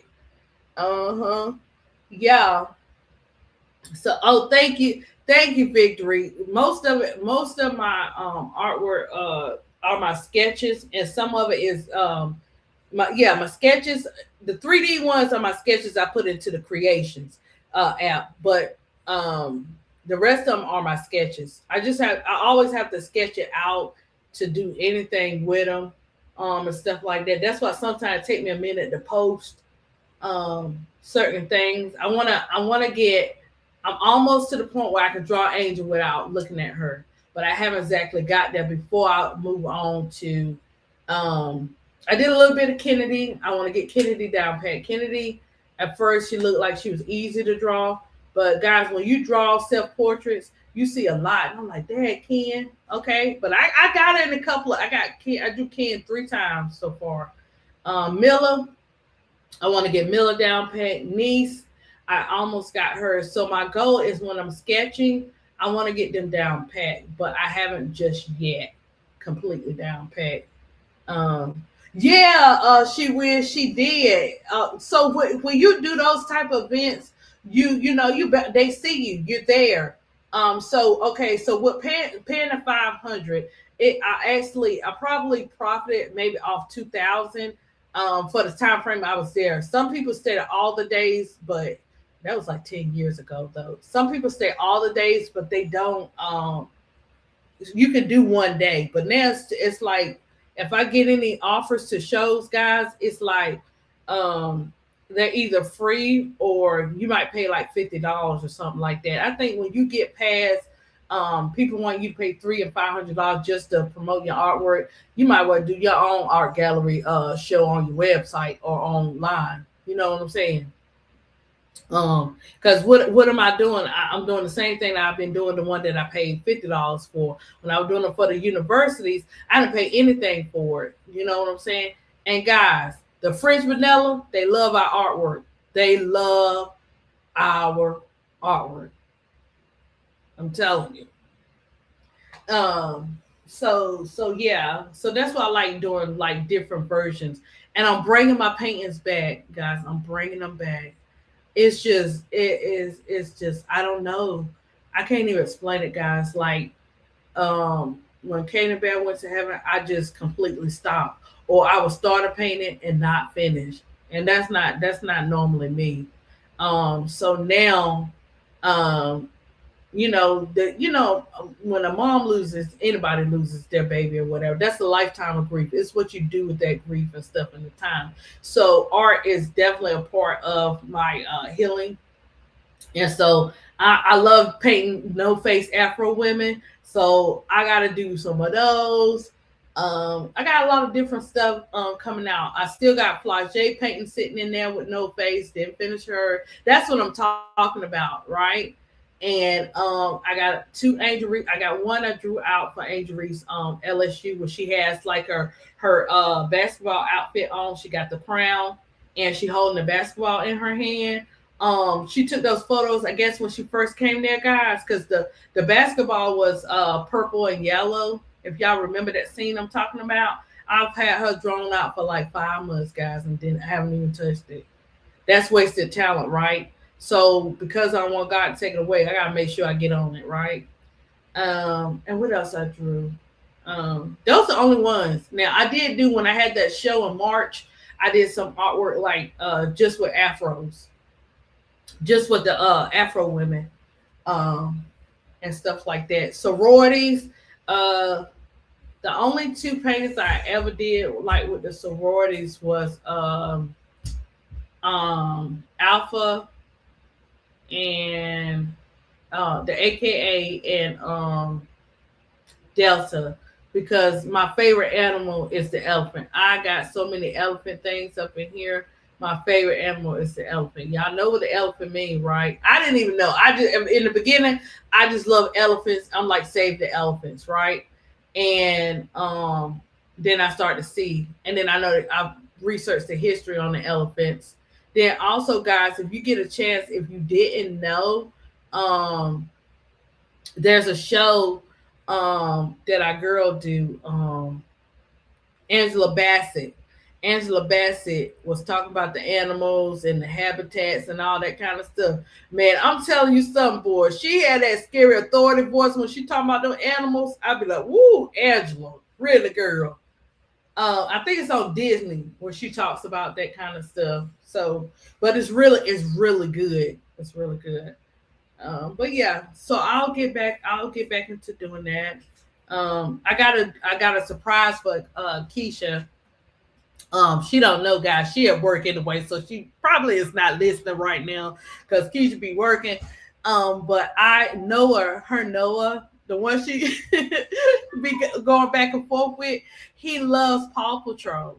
So I'm painting him a Paw Patrol because I used to do that for my students when their birthday come. So I'm painting him a Paw Patrol. So like, you know, characters and stuff is so easy for me to draw and to paint.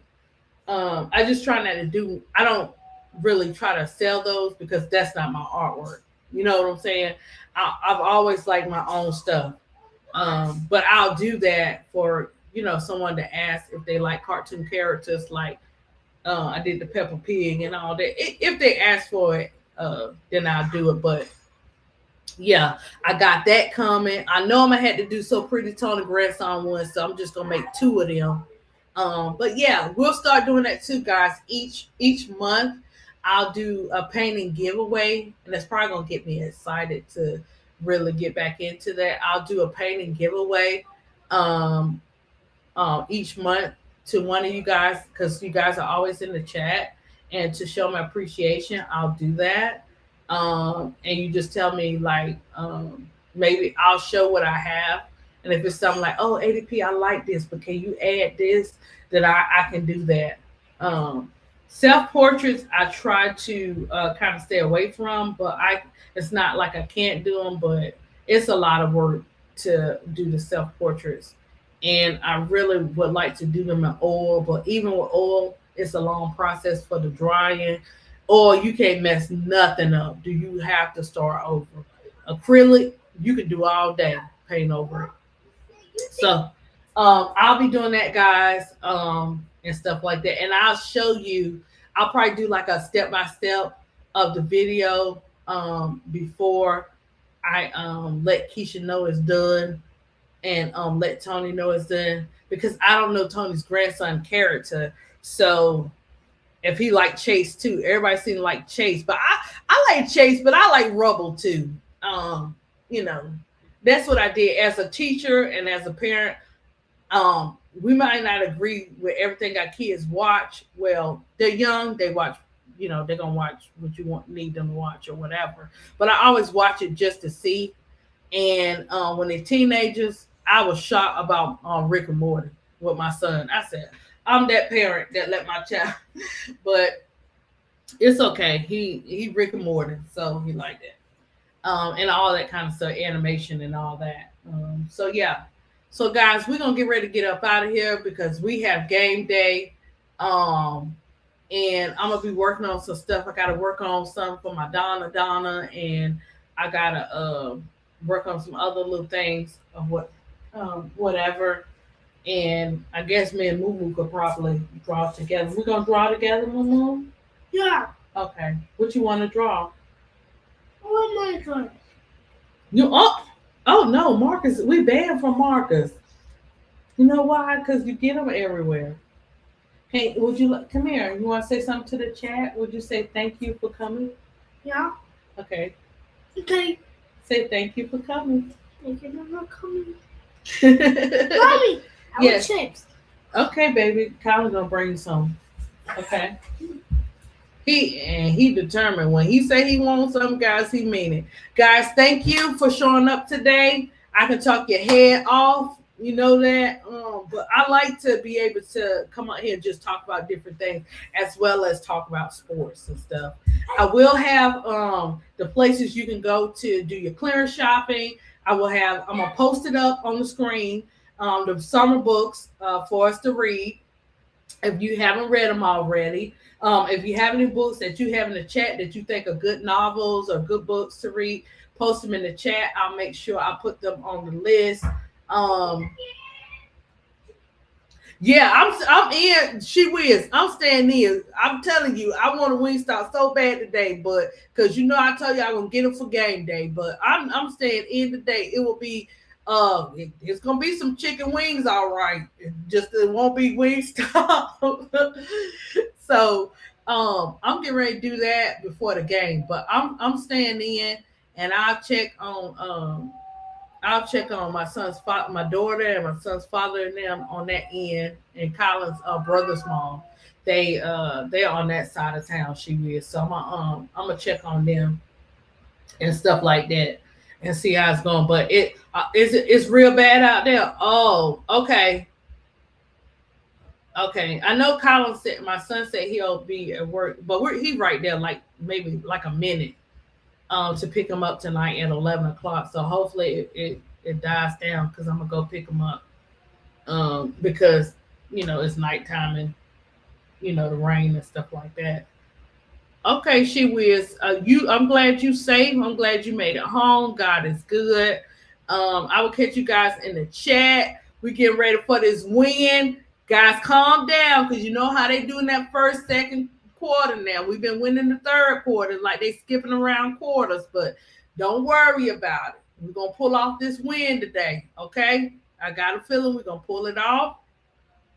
We're gonna see what happens. We had a break. The Fever didn't have much of a break, so we should be good to go in there. And we got the upper hand. They just got to use it. So, like Felicia said, like we said, Ryan and Howard have to get out there. Ryan and Howard, we know it. You got it in you, so we know you can do it.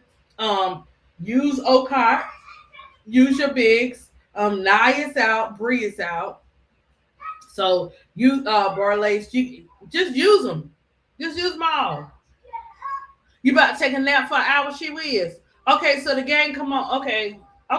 Well, I'm gonna go ahead and fix my food and bake my cookies and stuff like that. You know what I'm saying? Because I'm gonna bake them because they're gonna win, guys. Now I don't want them to be wasting my Nestle, but I'm gonna bake them. And get your snacks and stuff ready. Sit back, relax, woosah. We know that it's not gonna be all that gang bang bang bang bang stuff with this game.